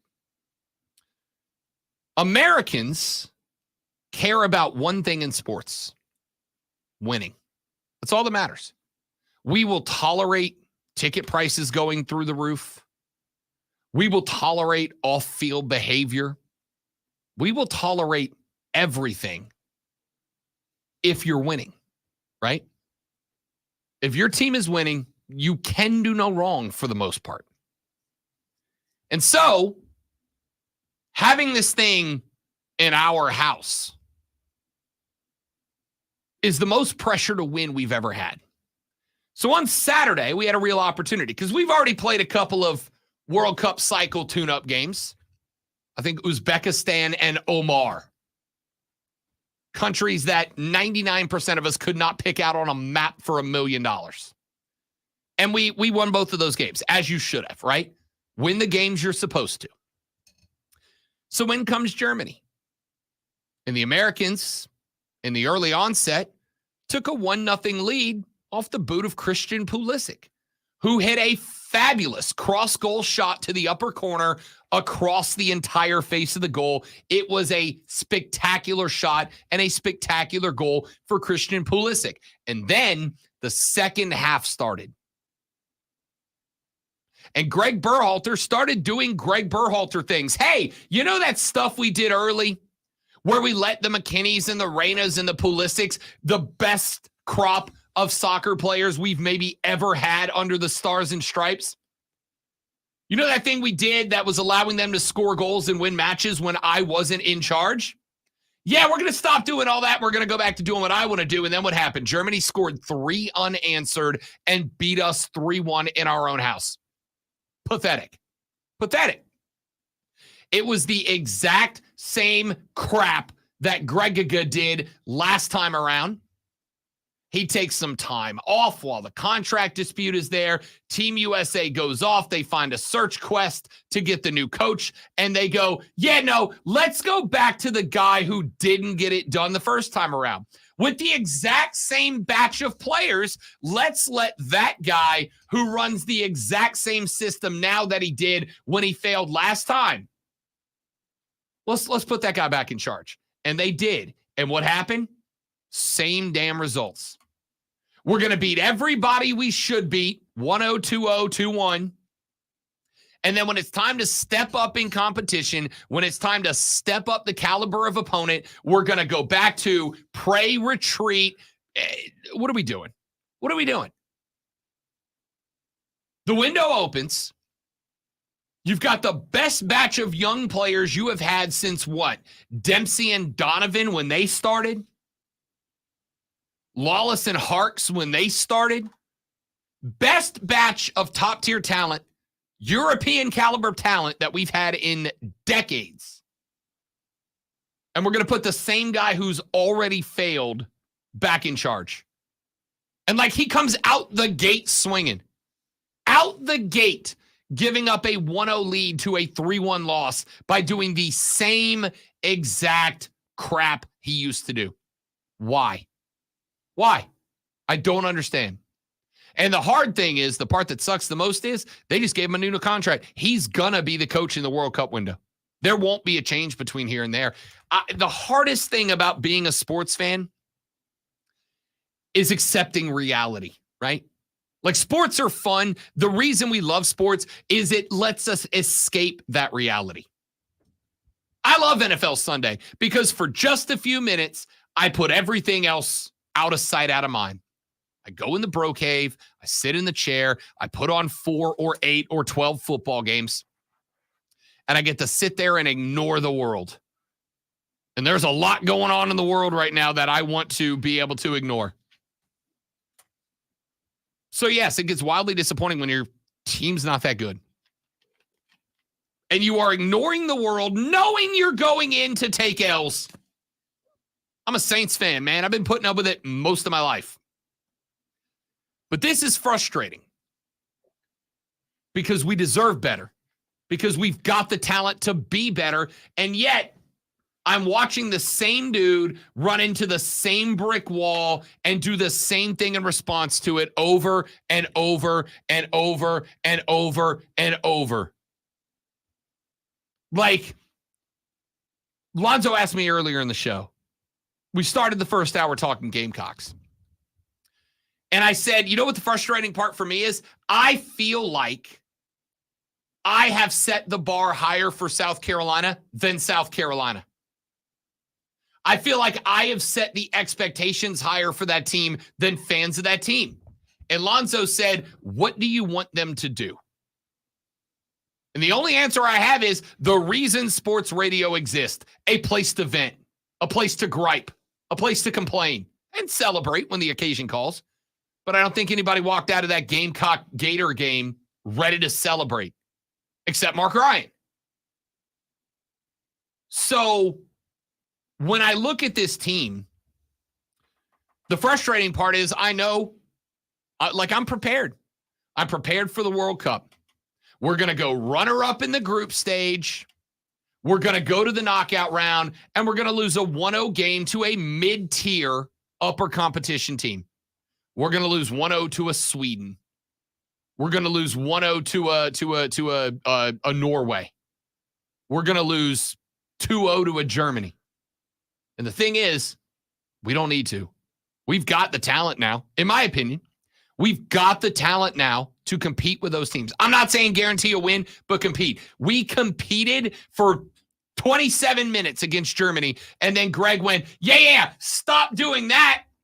Stop doing the thing that worked. Go back to the stuff that doesn't.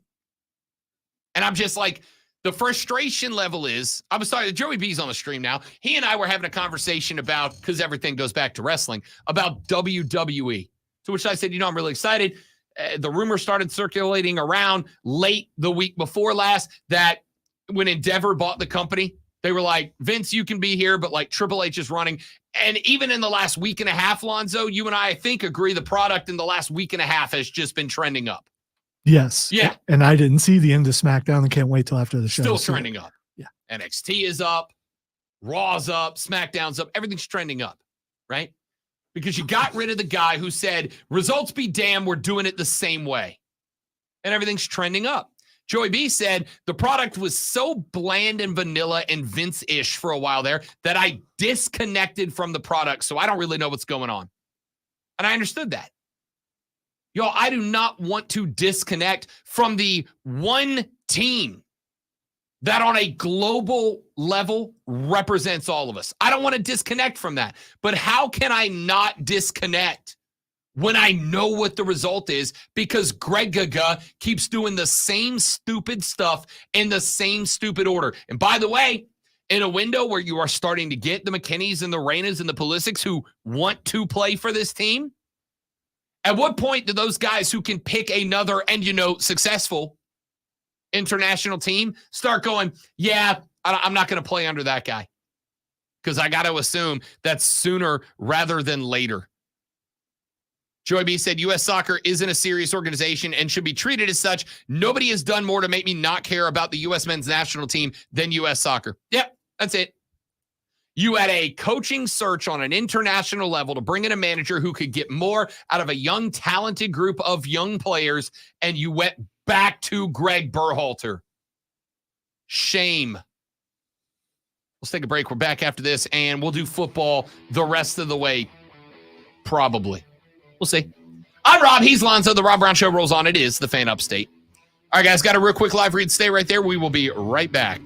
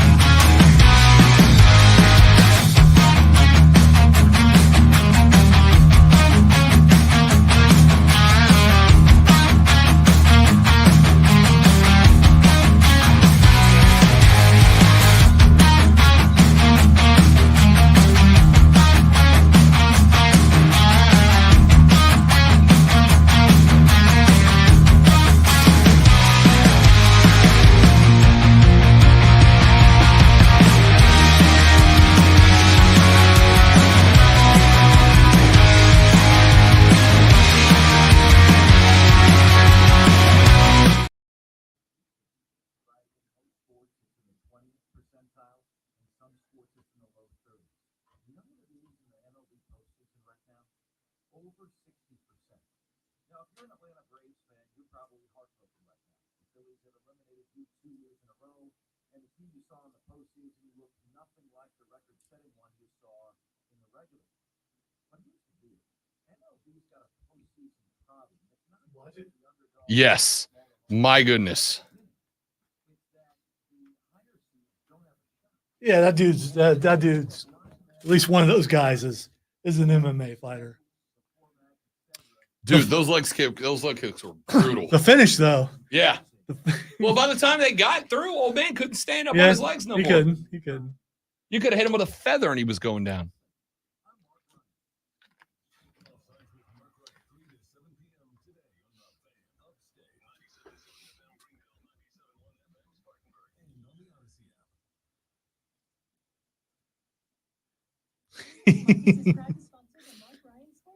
I agree with you, Zach. Need some animosity. Need some trash talking. Need some, they hate each other. We don't know what's going to happen. We need red cards all over the place. Legit ones, not the fake stuff.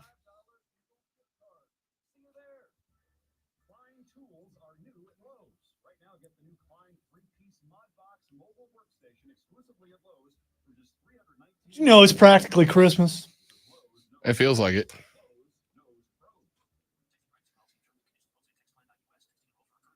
Yeah, it is a problem. I mean, see, I don't know who Nick Aldis is. I know I should know. I mean, when they said the name, I know I should know who that is. And for some reason, it's just maybe it's him in that suit. My dude looks big in that suit, though. He was in TNA under the ring name Magnus, and in the NWA until 2022. Okay, so he's one of those guys I've heard of before, but hasn't really seen. Yeah, because I stopped watching TNA a long time ago. Well, since it's not TNA anymore, it's Impact, right? He got his start on the UK version of Gladiators. Okay. He looks like that, doesn't he? He looks like he would be. Oh, he's married to Mickey James. Okay. I've heard her reference him before. And all right. That's probably also where I heard that from.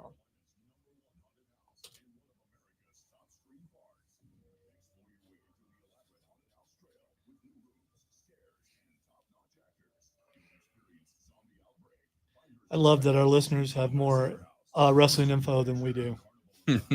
That's awesome.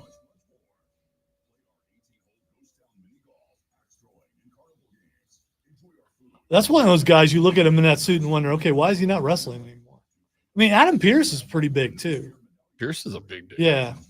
And he wrestled and was the NWA champion. My mom just texted, there's a show called TNA. No, it is not T&A. It is TNA. It's not anymore, though. Nonstop action. Not anymore. It's just Impact now. Yeah.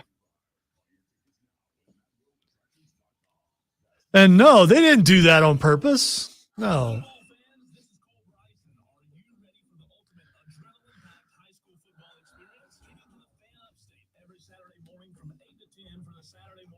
Oh, did they? Okay.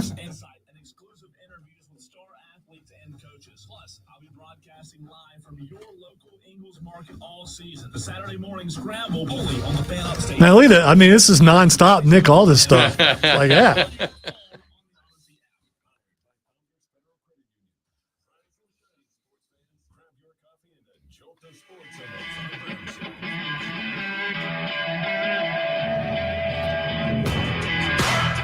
You know what I would like to go back to? You know what I'd like to finish up?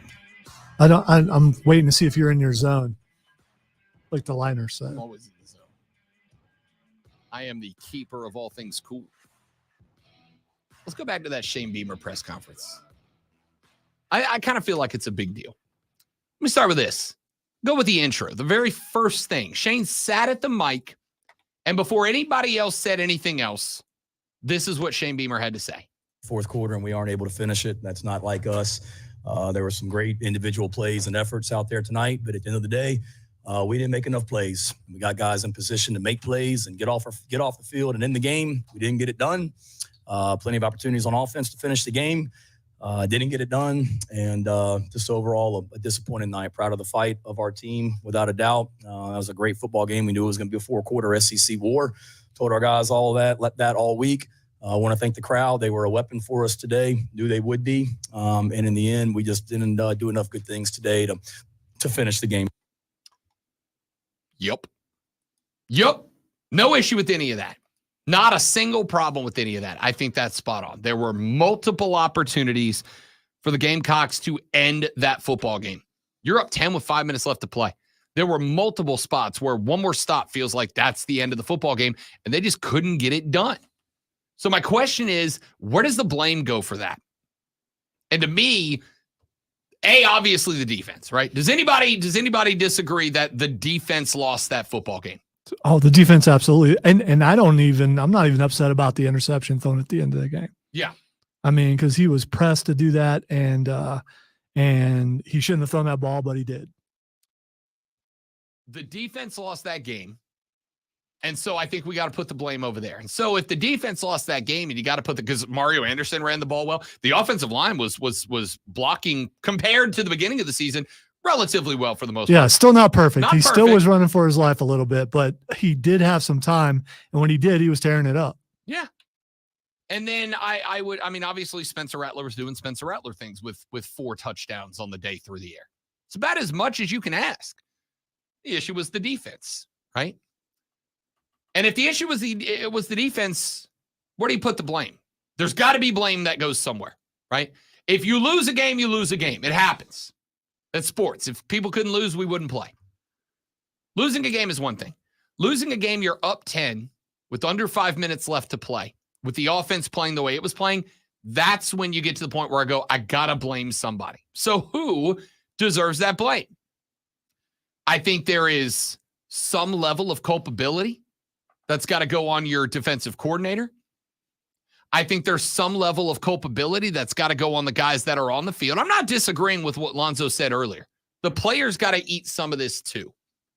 But the problem is what Shane said next.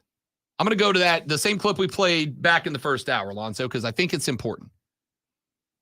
Shane Beamer was asked, you mentioned the defense, you talked about what went wrong. What did you see? And this is how he answered. We call pressures and we don't run them. We play man coverage and didn't do a great job of keeping leverage. I mean, just in the first half alone, we ran a pressure where the corner came and for some reason he stopped, and we gave up an explosive pass because we didn't continue to run the pressure. We had another pressure call where we didn't run it in the first half. We had a holding penalty in the secondary in the first half. We had another pressure on a third down backed up where we're going to be off the field in the first half, and we didn't execute it properly. We talked to our guys about not jumping around the quarterback. We jumped and got beat on a pump fake. We had an offsides in the first half. So just did not play clean football. And then at the end of the day, we had some calls that were perfect calls. We ran a edge pressure. If somebody said, hey, a team is getting ready to run a reverse, what would be the perfect call? You would bring both people off the edge.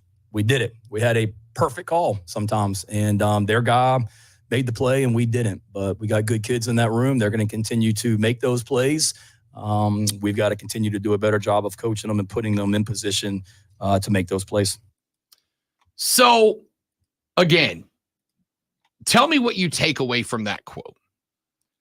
Because what I heard was a head coach lamenting the fact that and claiming that there were multiple spots in that game. And he said something very similar to that in the first quarter.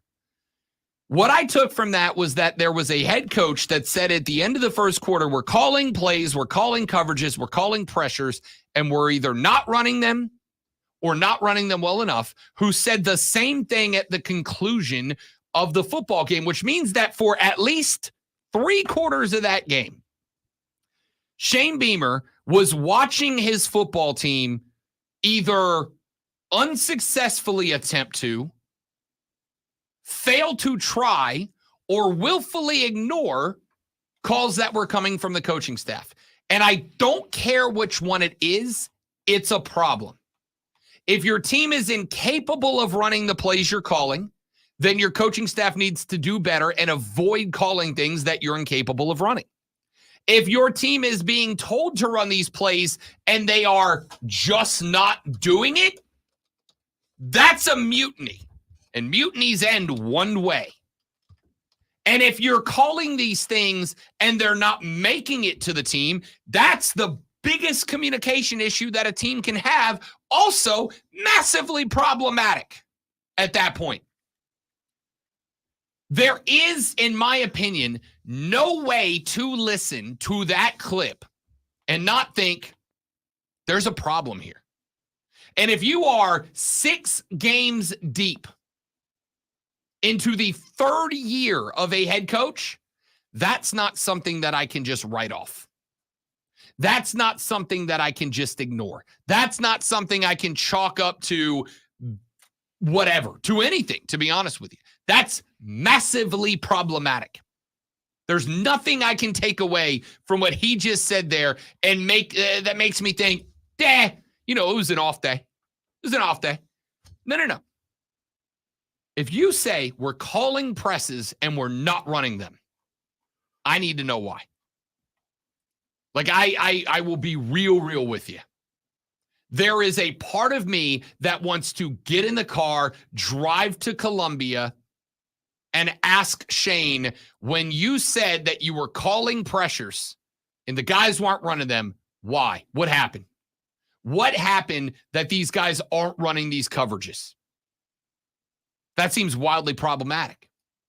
What is it that is preventing? Is it a communication breakdown? Is it a refusal to? Are you not calling the coverages the pressures and you're just trying to make something up? I don't think that's the case, but I'm running out of other options.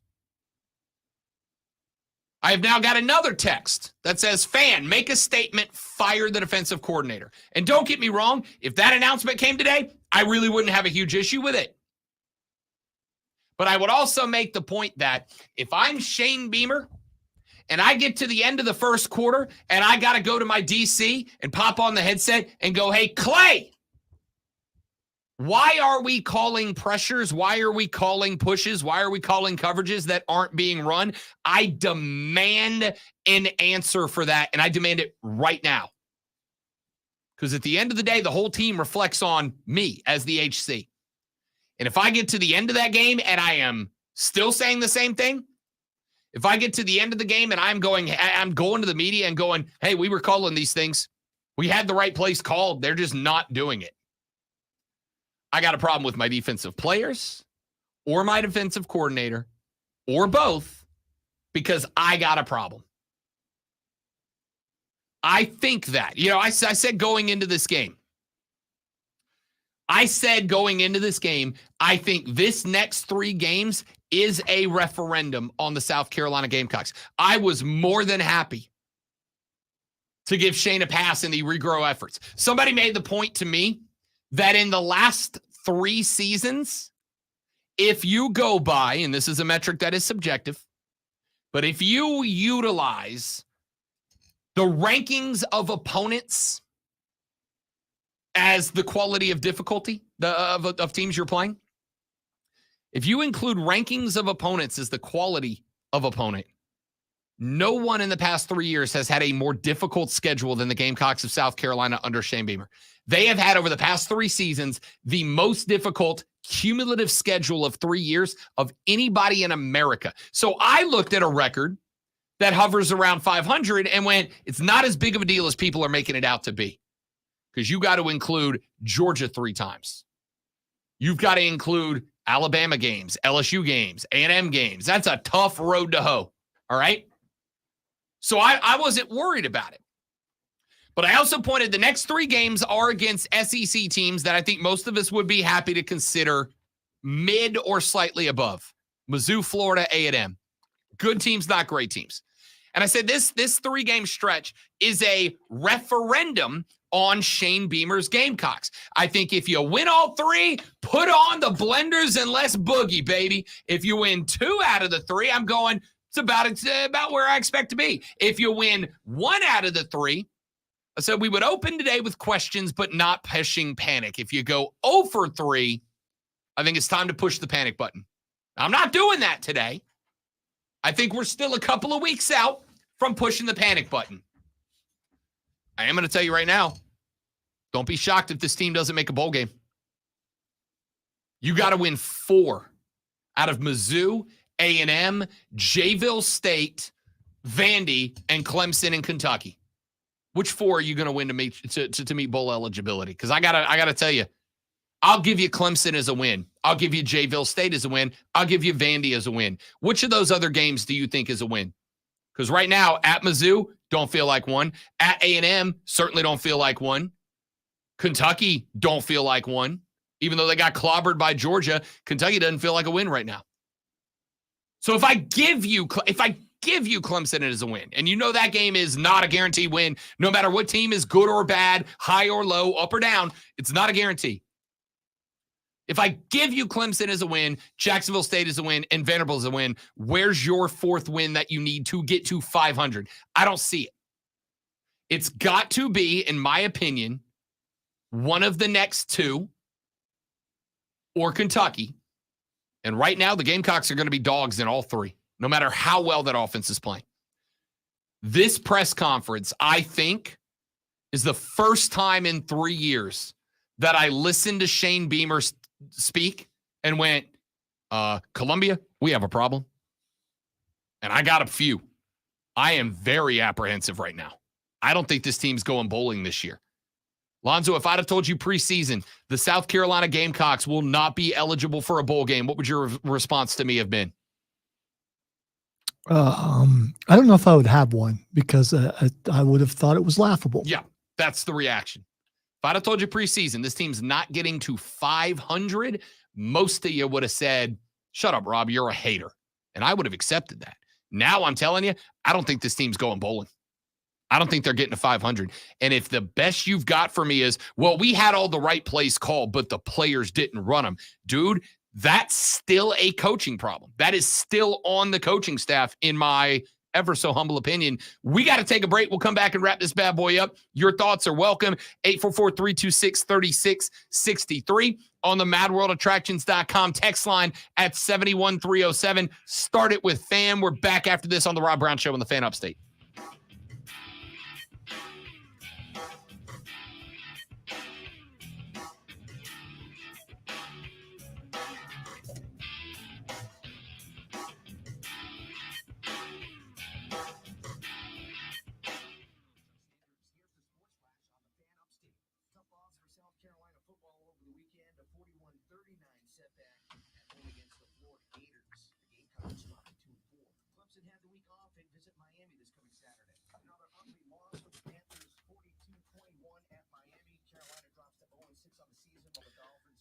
You know, is the playoff schedule out for, what days for high school yet?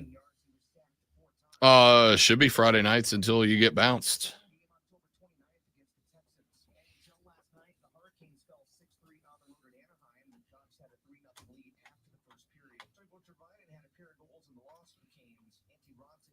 Let's see. So, is Burns in yet?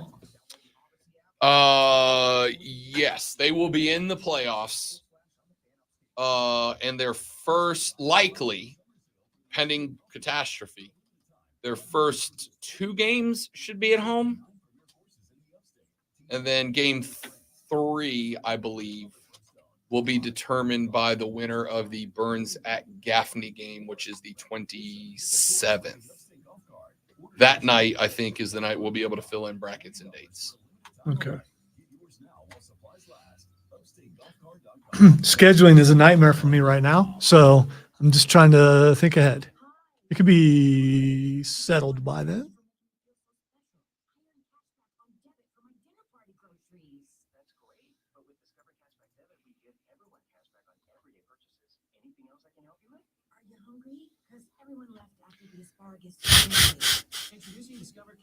The Gamecock defense is awful, but I don't think the Tigers can score 50% of the time versus 11 elementary school kids. Woof. Woof. Continue to make those plays. Those plays you said they did, in fact, not make. Excellent detective work there, Zach.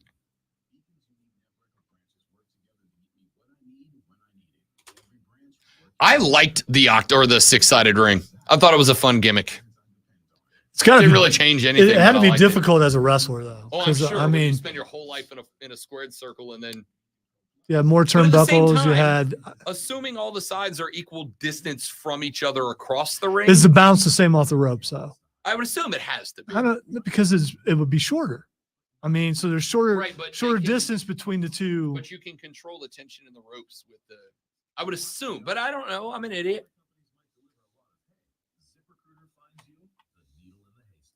See why 4 out of 5 employers who post a job on ZipRecruiter get a quality candidate within the first day.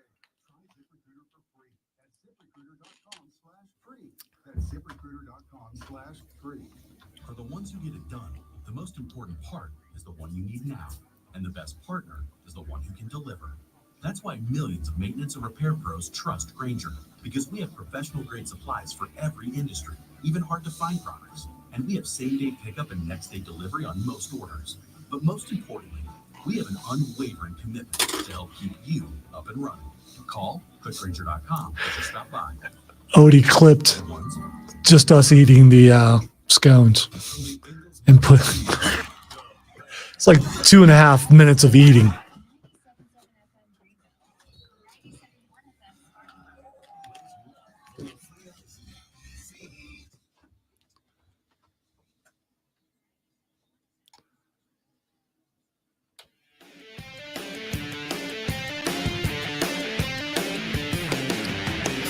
Robin Lonzo with you, ripping through a Monday morning here on the radio broadcast. We have talked Gamecocks. We have talked NFL.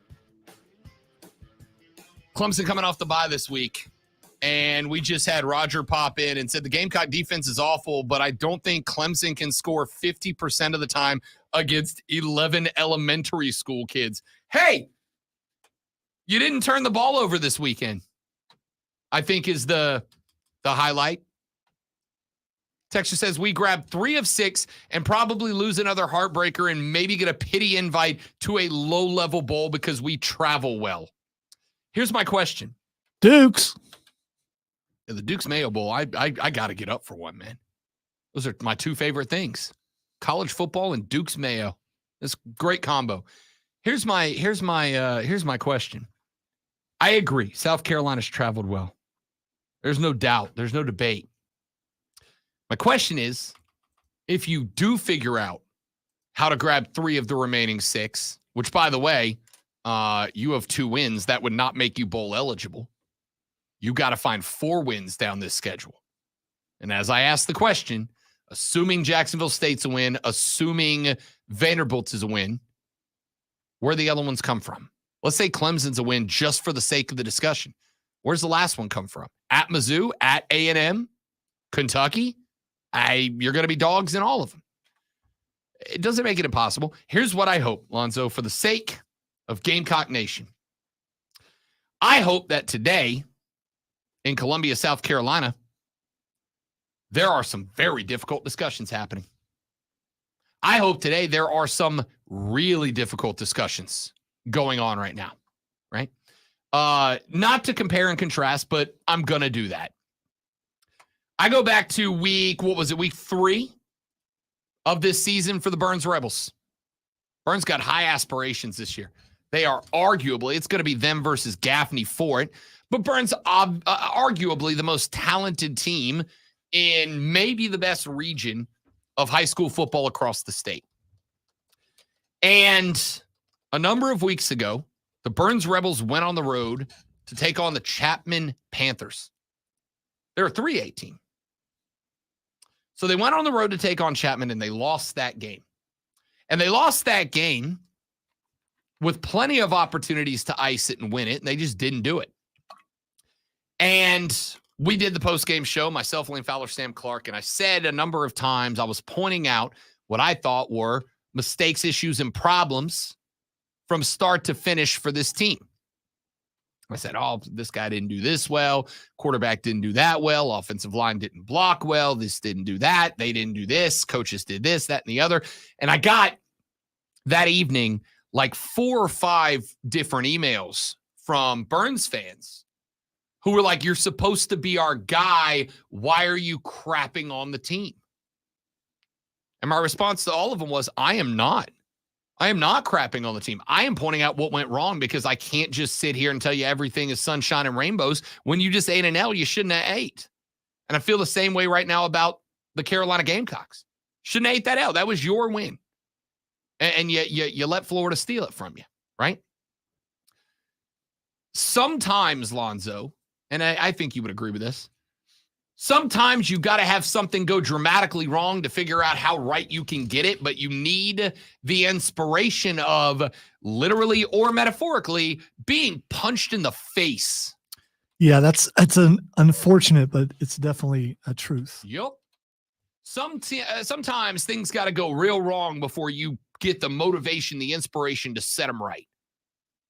I have credited a number of times this year that Chapman loss for how well Burns has played ever since. Because before that game, I think there was a little bit of, hey, we're the best in the area, and we know it. And I do. I think Burns, we've had Kevin Thomas and Jarrell and John Epps, who join us every Friday to talk local high school ball on the show. All 3 of them have told me on the air and off, I think Burns might be the best skill position team, maybe in the state right now. But I think sometimes that can kill you. Now, I don't think anybody's accusing the Gamecocks of being the most talented skill position team. They do have some spots they could threaten. Spencer Rattler's making an argument for best quarterback in the Southeastern Conference. Xavier Legette right now, if I recall correctly, leads all SEC receivers in yardage right now. Recruiting, you got a top 20 recruiting class that's getting better. But nobody's accusing you of being the most talented team in the game right now. What I thought we were going to say was they're the most gritty team in the conference. They're not going to go away easy. And not that they want to go away easy against Florida, but the mistakes that got made were critical, were enormous. And when I got a head coach that comes out and goes, oh, we had the right calls, but the players screwed it up, that tells me you've either got a mentally weak team or a mentally weak coaching staff or both. And that's a big problem. That's a big problem. So I'm interested to see what's going on. Joey B said last year it was blame this offense and Satterfield was fired. This year it's blame the defense, and I'm sure the DC will be gone. That means next season there's only one guy left to blame. Yeah, the special teams coach. Yeah, because we all know special teams has been the problem. Pete Lembo is probably the one coach that I would fight you to keep. I don't know. I think they had some special teams problems. I will say this. The guys who are calling the plays and the guys who are executing said plays, at the end of the day, just like every organization, buck stops at the top. And I give leeway.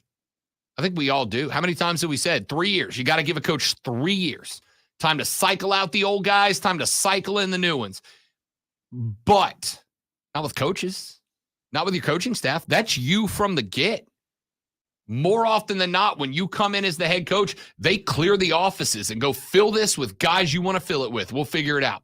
Yeah, but that doesn't mean that when you come in and you're the new head coach that you get your first choice for every assistant coach. Sure. Sometimes, that guy is taken or that guy goes somewhere else and you got to go to your second, your third, your fourth choice. That's fine. You're still responsible. And so I agree, but you can only take who's available. And if you can't coax that person that you know is going to win for you out of their current job, then you're going to have to go with the next best guy. I don't disagree with that. Just like you don't disagree with, you're still responsible for that decision, right? You're still responsible for getting, even if the best option is the best available option is your third option, you're still responsible for that guy in the decision-making process. I know we've been harping on this. I know we've talked about it at length today, but to me, that press conference after the game on Saturday was, in the 3 years I've been broadcasting here, my most disheartening moment covering South Carolina football. Without a question or a doubt, my most disheartening moment. That's a massive problem. So I'm interested to see what direction this takes. I really hope that the next time they take the field, we get a more earnest defensive effort than we got late in that game. The Gamecocks are on the road Saturday at Mizzou. They're going to be a dog. They're going to be a dog. I've screwed the pooch today. I forgot clock in or lock in, but I'm going to tell you right now, let's see if Missouri would have been one of them. Because I'm going to tell you, I bet they would. I bet they would. I can't have a situation where I've got a coach that comes in and says, we had all the play calls correct. Mizzou, by the way, what did I say it was going to be this morning? -7.5. It's at -7 right now. And I got to tell you, I'm going to grab it at -7 before it goes to -7.5. I don't want to bet against South Carolina, but that defensive effort combined with a head coach, because here's the other part. And this is the part that it's hard to get into because of said intangibles. But if you're a player and your head coach gets in front of the podium and goes, coaching staff did it all right, our guys just didn't do it, does that not kind of grate on you a little bit? Does that not kind of eat away at your confidence a little bit?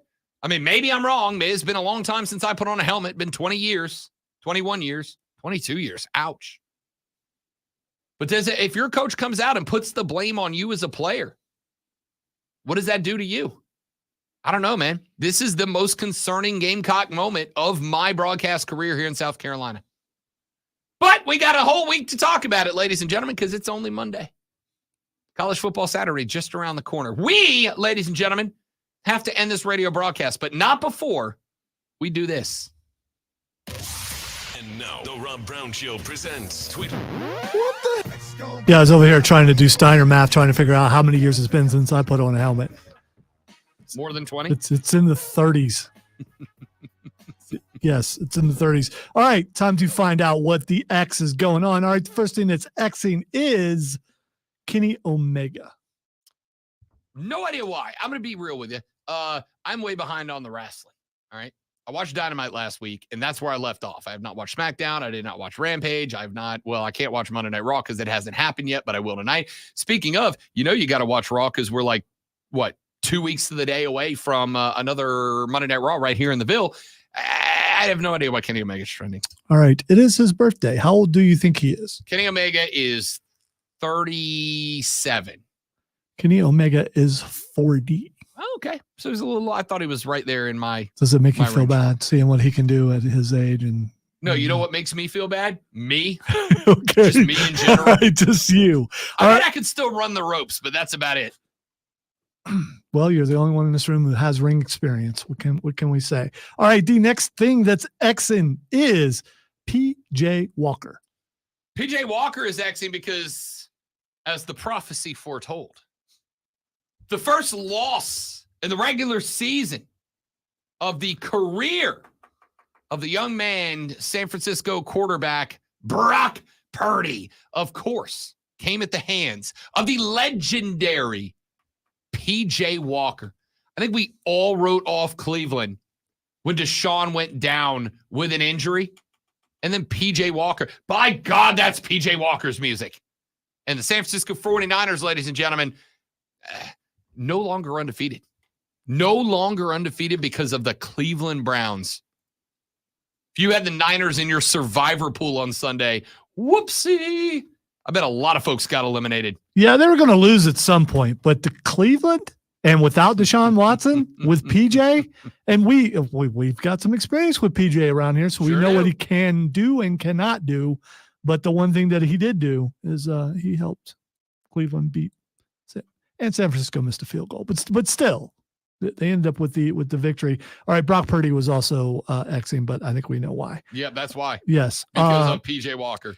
And the next one and final one, Suzanne Summers is. Suzanne Summers. What a throwback, man. Birthday? No. Did she die? Suzanne Summers is dead? Yes. Oh, that's rough. That's rough. I was not prepared for that. Suzanne Summers was, gosh, she had to be in her mid-70s now, right? She was getting up there. It's another one. I got to be honest. I was surprised she was still around. So I had wondered why Three's Company was trending. Now you know. Now I know. Now Three's Company was such a good show, dude. John Ritter was spectacular in that show. He was. Suzanne Summers was an absolute dreamboat. Man, I'm going to watch. Is Nick at Night running some three? They got to go Three's Company marathon tonight, right? You would think so. If not, it's got to be on some streaming It's service got to somewhere. be. I might be watching a little Three's Company too tonight. What I don't know. Was Mr. Roper or Don Knotts? Which was your favorite? I think Don Knotts was only there like the first season, though. I think. Is something. Three's Company too. And Joyce DeWitt. Joyce DeWitt. Hey, that's it for us. I was just sitting here lamenting the loss of Suzanne Summers. Y'all have a great rest of your day. We'll be back tomorrow. We're going to do Hot Take Tuesday. We're going to do the TMFINR Awards tomorrow after Monday Night Football. It's all in tomorrow's edition of the Rob Brown Show on the Fan Upstate later. Yeah. If Rattler and Leggett were Clemson Tigers, Clemson would be a national championship contender. Save that hot take for tomorrow, Steven. Save that hot take for tomorrow. I don't hate it, to be honest with you. I don't hate it. That might actually be a good one to break down. Save that. Hot take, no more Beamer ball in Columbia in 25. So you're giving him another season and a half and he's done, eh, Skrilla? That's a hot take. I'm not going to disagree at all. All right, that's it for us. I get to go. The colonoscopy's Friday. You know what that means? I get to start doing today. Fasting. No, not already. That starts tomorrow, but I have to go get my gallon of Hate Yourself juice that I get to down. By the way, I have to start that stuff at noon on Thursday, which means don't call me. I mean, you can call me Thursday night, but I'll do it during the show. I'll have plenty of time. Do it during the show so we can see how many times you have to leave. No, the problem is I'll be broadcasting from the crapper. If that's what I do. No. I got you. This last hour of the show brought to you by Charmin. Charmin Soft for when you can't stop going. We ain't got no Charmin in there. No, we don't. we we don't. We got the the industrial kind that most companies have. Oh man. All right, Hot Take Tuesday tomorrow. The TMFINRs are going out tomorrow. And then whatever else we decide to do on a Tuesday. Who knows? Hope you guys enjoyed the show. Thanks for hanging out. Have a lovely rest of your day. See you tomorrow. Tell your friends about us. Goodbye.